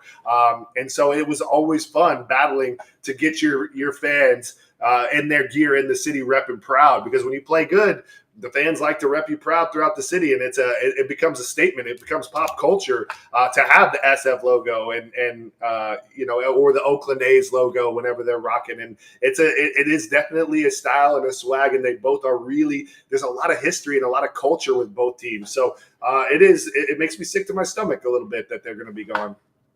Those teams that you were on made that SF swaggy, and the energy that you guys brought made that SF swaggy. Why are free agents not signing in San Francisco? Is there earlier in the offseason there was talk that the city was the issue. Free agents don't want to move there with their families. You've lived there. We've gone out to lunch several times you lived in the city. I live in the city. I'm in the city right now, in the middle, the heart, SF proper. I don't know, honestly. It's tough to say exactly, but I can imagine if you're a pitcher, you would want to sign here because it is great to pitch. As an offensive player, I can see why you wouldn't want to necessarily sign here, especially if you want to have numbers to be like a Hall of Famer. The last 30 home run guy we've seen here in San Francisco, which hopefully we see one now with Jorge Soler, but the last one was Barry Bonds. And the stadium is tough to hit in. We had Carlos Correa signed. He didn't pass the physical. That was the first big one. But, we go for Aaron Judge, who wants to be a Yankee. We're offering more money to some people. Like Shohei Ohtani lived in Anaheim. He's moving over to L.A. I feel like he likes the Southern California area. I don't think we blame NorCal or our city, because our city is on the up and up. The weekend media is crushing SF, and it has been, but the wave, the city is changing, and there's been a lot of things going really well. So I know that our fan base, our stadium is fun. It's packed. It is an awesome place to play. And, I think having, Bob Melvin and when you start winning and really winning, like we were almost in the playoffs last year and we didn't have any big signings. They played really, really well and they fell apart towards the end. But when you start winning, it becomes easier for players to want to be there. So when we get to work and start winning, it's going to be easy for team players to want to be like, yeah, I want, because they want to go and you want to win. Shohei Ohtani wants to win, and the Dodgers have won the division every year but 2020 for the last, I can't even think of how long. I think it was 2020 and 2012 were the last two times that anyone other than the Dodgers won the division. It was the Giants for those 2 years. So for me, if you start winning, players want to come. So let's win. If somebody would know, it'd be you. You're in it. All right. So when we played together, this is a real quick one for you. When we played together, you were bonkers into tea. I mean, you were the tea man. Like, you had tea everywhere. Now, is that still tea there? This is coffee. Okay. So my over-under, we're with BetMGM, and BetMGM set the over-under at 10.5 cups of coffee a day. What are we taking, the over or the under? I would say I'm under. I would say under now. When I was playing, you had to think about it. That was a good. I have a pot. I wake up before my wife, and I get a pot of coffee going. And I drink the whole pot before we take the dog on a walk to go to a coffee shop to have more coffee. But then I said after that I'm done. It's just a pot of coffee, and then maybe an espresso and one more cup of coffee. So whatever that is, I don't know. It's like 8 cups of coffee. So actually, the 10 is like the window. That's kind of the over under on a daily basis. They're good at setting their over and unders. But I was going to take the over, and it feels like because you're questioning it, we're taking the over. All right. I respect it. But I do remember we had all those green teas because it's like that good energy. I miss it. But I forget what got me back into coffee, and but I was trying to get off of coffee, and so I was like on this green tea kick, and we had everyone with their little. Applebaum bought like a massive maker of green tea, and everyone was just getting lit, and it was fun. Hey, lastly, who is the most like Hunter Pence in the game right now? Or I guess if you don't have an answer on that because I'm putting you on the spot, just who's your favorite player to watch or somebody that at least gives you a little kickback to what you did? These are great questions. And, I think most of the players today are way better than I ever was. So obviously they're all way better than me. But I think a couple people that I'm very excited to see this year, I love watching, Adolis Garcia, I love Vladimir Guerrero Jr. I think he's going to have an insane year. Tyro Estrada, some of these guys, they go and train with Nicole Gabriel, who I train with, and she is vicious. And I know that Vladdy just did it this year for the first time, so watch out for Vladdy this year. That's my call. I think anyone that hustles, anyone that grinds and has edge and is willing to get dirty and just like if you play with heart, I love watching you play. That's just kind of what I enjoy. I've never was a swaggy guy. I said that word too much, but I never had like this style. But I like the Darren Erstads, the Jim Tomeys, I like Fletcher with the A's, the just hustling, swinging everything. I like Jose Altuve. These dudes that just are gritty, grindy. Kyle Tucker's fun to watch. Dude just hits homers and grabs his belt. It's pretty sweet. Yordan Alvarez, the big tank. These are just a couple that jump off the top of my head. Who do you think is the dirtiest, plays the hardest in the game today, Scott? Dirtiest? What do you guys think? Dirtiest. Jeez. Just not like dirty, like bad dirty. Like Yeah, just no, I know. Just dive in, get to dive and uniform get dirty. muddy. Uniform's always just covered. Just Kratz usually just good at who's this. out there playing like an absolute savage. He's not like this, but I liked your Adoli's call just because I think now he's rated because he was a stud in the playoffs, but he's just like full of passion. He feels like he's going to run through a wall for you. But who's a uniform dirty dude? Man, the uniforms are so clean nowadays. It's I like the uniforms are Cronenworth. messed up right now. I like but that's a whole Cronenworth nother too, story. man. The Crone Zone gets after it. Cronenworth. Y'all got nobody? Y'all got nobody that you came watch to and my go, this mind. dude's No, I have awesome. one. I mean, Corbin Carroll for me, like last year, I know Oh, this is that's a his good first full one. season, but dude, That's that's a good a one. grinder. He's always diving. Obviously, he's probably going to steal, if he's healthy, 70 bags this year. The Don bags with the fresh legs, baby. Watch out. Exactly. So that's probably my pick off the top of my head. Some fans will chime in. I was thinking, Trey Turner always feels like he's diving, that's who I sliding thought of. around is one for me. Not Acuna. Albies to me is always doing something. Albies gets after it. That's a good call too. Respect the I'm East trying to Coast. think. Yeah, those are some good ones, Yeah, though. what's the West Coast? Nobody goes there. Who lives there? Nobody lives on the West Coast. I'm locked in on all man. the West Coast guys. So West Coast guys are too cool. They're too cool. Yeah, they can't be so you cool. know what? You know what we would always say, AJ? No, I'm waiting. Tell me. Yeah, hey, the JV plays before the varsity, so we'd sit around watching. Is that a Brandon Crawford's quote? No, definitely not. No. I actually got that. I don't want to throw anyone under the bus, but I got it from Good. Darren Erstad. Erstad? 'cause in the West Coast, you're watching the East Coast, the JV warm up before your game. It was always it was fun. It's really hard on the West Coast when you go to the East Coast and play those day games, but it is so nice to sit around watching baseball while you're getting ready for baseball. It's really fun. True. That is true. Yeah, That is true. I didn't think about that. You don't get to do that. Erstad. out I'm going to west. have to call Erstad I mean, after this East. and get on him because I love that. Come I on, love dude. that. Come I'm on, gonna you have know a talk with Ersty, him. dude. I'm gonna have to have It's a just talk a with him. mentality, dude. You have to as a competitor just have that edge that you're just the best. And that was just that. Ersty didn't mean it, dude. It's just how you get prepped. Did you wait? You played with him in Houston? So that Yeah, dude. He was Did one he of still my have to favorite tie his players shoes? growing up. Did he Yeah, have to what? tie his shoes 37 times yeah. before he could put Oh, them yeah. on? Dude, and he he- would sit he there and ate- take him 20 minutes. He'd be like, I'm like, Erstad, what in the hell are you doing? We He's would like, all "Shoes gather on around to fire." watch him do it, and he would still do it. And he had to eat 2 half Snickers. Like, it was weird. He was the most superstitious guy I ever played with. Like, man. he had to wear his batting helmet. Like, we were warm-up partners, and I didn't know how kind of OCD he was, but we would hit off the tee every day. And I was just like, yeah, we're going to hit in the morning. But he wanted it. I didn't know this, and he wouldn't tell me. But it became like a superstition for him with the Astros. And so if I didn't show up at the exact same time every day, he was like panicking. He's like, where are you? And I was just like, I'm just grabbing some breakfast. And so I realized that he needs me to be there exactly on time. And that was pretty cool. Like I really learned a lot from him. I grabbed a helmet one time and he's one of the greatest leaders I've ever played with. Like, just does the right thing, treats everyone right, says the right thing. And he obviously has his things, and he would laugh about it with us, and he would tell us the stories. But one time, he would never show his rage. You know how people get mad or whatever, they get out and things are going rough, and you got to get that anger out, and they'll do it in the dugout where you see it.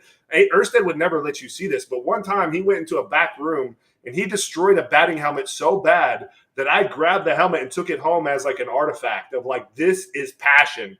And like, no one would have even known that he got mad, but like, I can't believe what he did to that helmet. He's crazy.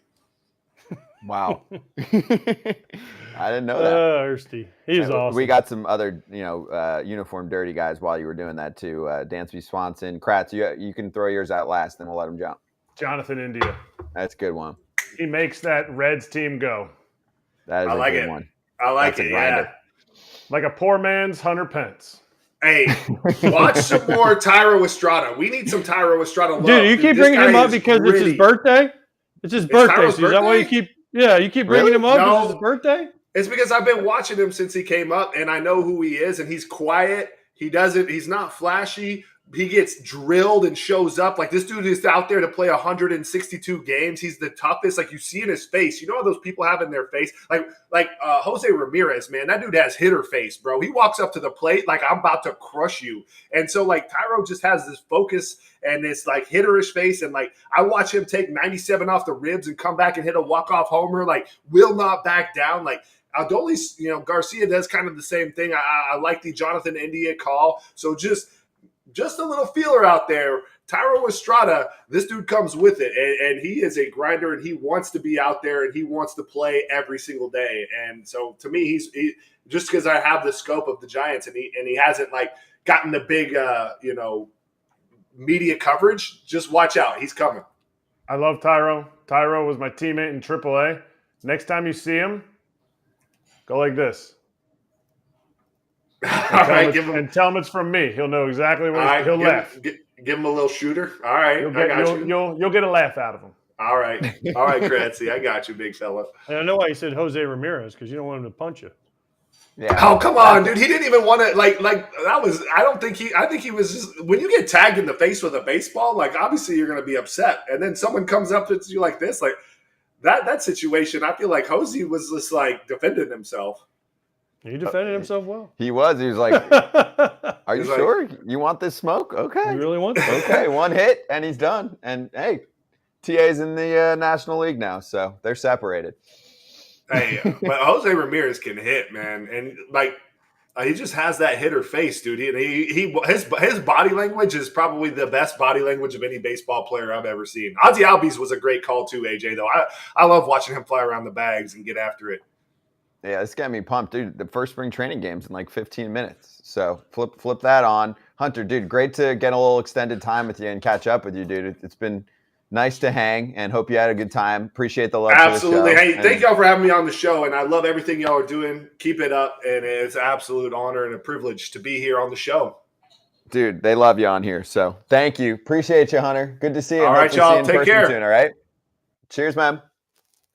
Hunter Pence with us on FT. Hunter Pence. I will say, in the first half of the season, Tyro Estrada was the best player on the Giants. He's a good player. Yeah. I mean, I just thought he was doing it because it was his birthday. All-star. Lamont Wade. Make it. Lamont Wade was the best player. No, in the first half? I'm saying best all-around player on the Giants in the first half of the season last year was Tyro. I'm pretty sure he got hurt in the second half of last year, but he was really good in the beginning of the season. That was a dude that couldn't find playing time with the Yanks, but pretty good little player. All right, let's get to some AL Rookie of the Year previewing. BetMGM throwing odds out there. And, this is actually closer than I thought it would be. So Evan Carter's at plus 275. Jackson Holliday's at plus 300. And then starts the drop-off. I am big on Wyatt Langford. I'm not touching it yet. I want to make sure he makes the opening day roster. You got to make sure Jackson Holliday makes the opening day roster. Agreed. They're making a path for him. You don't play a guy at second base when he's normally a shortstop without, like at that age, without it being, I think he's making that roster. And I think they think that. Cole Keith is a bat, so he has a chance to have a big year. Right. He's not going anywhere. He's going to be on the opening day roster unless there's a major issue. They just signed, I know you kind of threw that in there earlier, but Gio Urshela, just give you some infield depth, and he could jump in there, play a little third base action right off the jump too. Shanwell's going to be on the team more than likely. Plus, he stands all day, so that's he's got stamina. Who? Nolan Shanwell. Oh, you're saying back to this. I thought you were talking about Urshela again. I'm like, what? Are we talking about AL Rookie of the Year? We are talking about Rookie Urshela of is the Year. not I'm a trying to rookie. focus. Yes, Parker Meadows of the Tigers also, and Kerstead. And What about Domingos? He's not on that list. He's still a rookie, right? I think it's going to be a tough trail for him if he comes back in even June. I mean, some of these guys are going to either be on the opening day roster or on the team pretty early on. So I think that could be tough. I know it's happened. I mean, it's happened plenty of times where rookies jump in later on in a season. I think the one difference nowadays is that teams are incentivized to have To get him players up there. up earlier. So that will make it harder for a rookie to appear in, say, June and win a Rookie of the Year. Mm-hmm. So it would take a lot. I think one of those guys is going to pop off. I'm a Langford guy. Me too, clearly. That's where I'm putting my money, Kratz. Wyatt Langford also former backup catcher turned outfielder, Kratz. So you should have a special place in your heart for him. He was too athletic. Langford can have sexier stats. That's why I'll take him over Carter. Carter is going to give you the safe OBP, higher floor. Langford, to me, has a higher ceiling. Okay. I like that money with Langford. I like this plus 700, but I'm going to choose 2. If Evan Carter, if I'm not allowed to choose him at plus 275 because of what he did, he's played at the biggest stage. He walks. He knows the zone. You know who else knows the zone? And I think is going to be on a sneaky team that is in a meh division?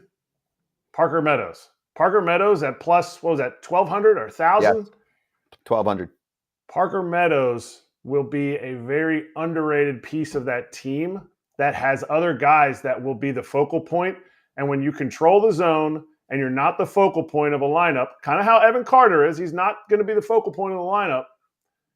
You have a lot of success early on in your career until teams are like, oh, we can't let Parker Meadows hurt us. He's already got 20 pumps and it's the beginning of August. Okay.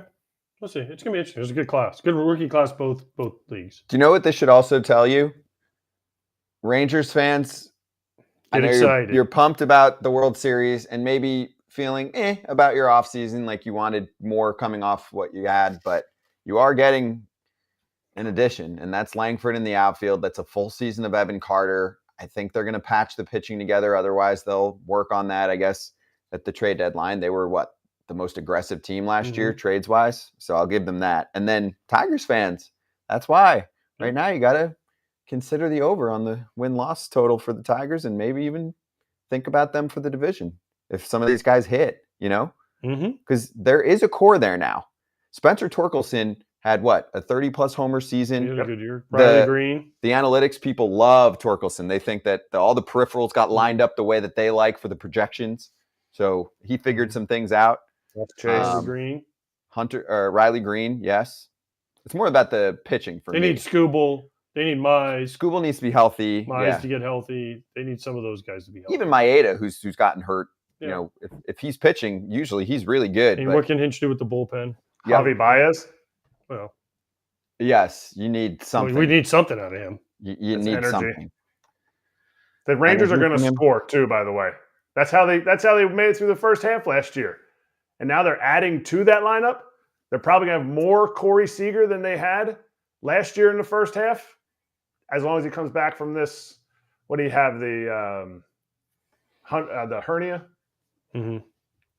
For Seager? So, Yeah. Yeah, sports hernia. And by the way, I don't know if you caught this, but I didn't realize Javi Baez was going through it with back issues.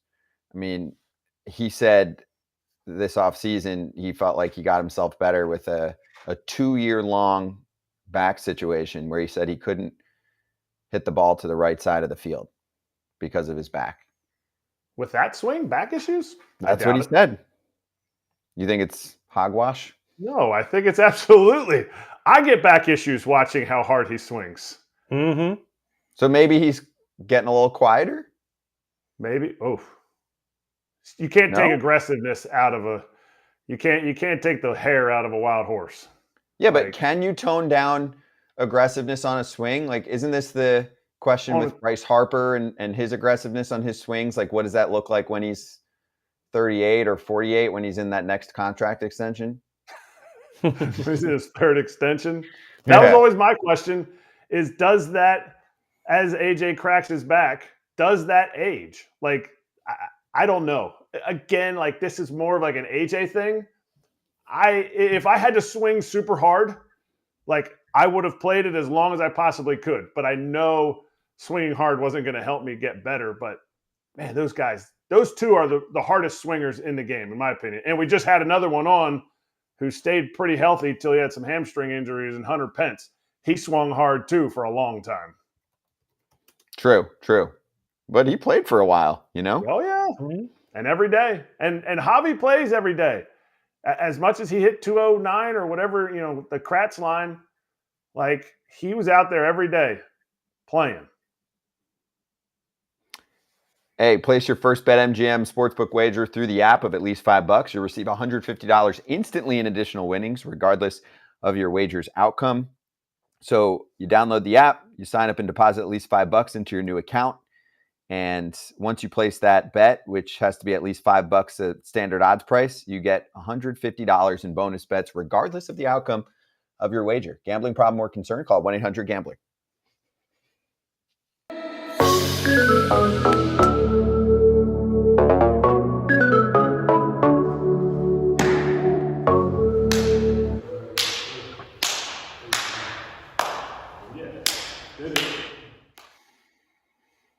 All right, so first off, so I don't forget this, I think it's worth leading off slap hands with Kratz hats. Obviously, there's no other hat in the game that is quite like the Kent DeColby, Andy Van Slyke. Who else? Yeah, Willie Stargell, all those guys were. Yep. Willie Stargell. Yeah, I was blanking on names. Dave Parker. Dave Parker, the Cobra. A plus. The Cobra. What Yeah, a that's name. a good hat. A plus for me. It might be your best one yet, except for the watermelon face. Melon heads. Backyard baseball hat was an A plus as well. Yep. Good stuff. We are going on Saturday to Oakland, or I am at least. I'm like, you got a mouse in your pocket? We. got a This is a mouse in your team. When I say we, it's a team. There'll be some of us out there, and we're going to do a very special show from Fans Fest, 2:30 Eastern time, 11:30 Pacific time. If you're in the Bay Area and want to swing by, you should. It's a free event. There's indoor and outdoor. I think there are going to be thousands of people there, which is awesome. All hosted by the amazing communities of the Oakland 68s and Last Dive Bar. There is your abbreviated guest list. There are more guests than this, but an idea of who's going to be there, which includes our friend Trevor May, Coco Crisp, Grant Balfour, and all three of those at least will be on the show, among others. So can't wait. So on one of our clips on YouTube, I posed the question, hey, A's fans, what are you going to do if and when the team actually leaves? Will you root for the Giants like Rob Manfred says or orders you to do? And I'll read a few of the responses that I got.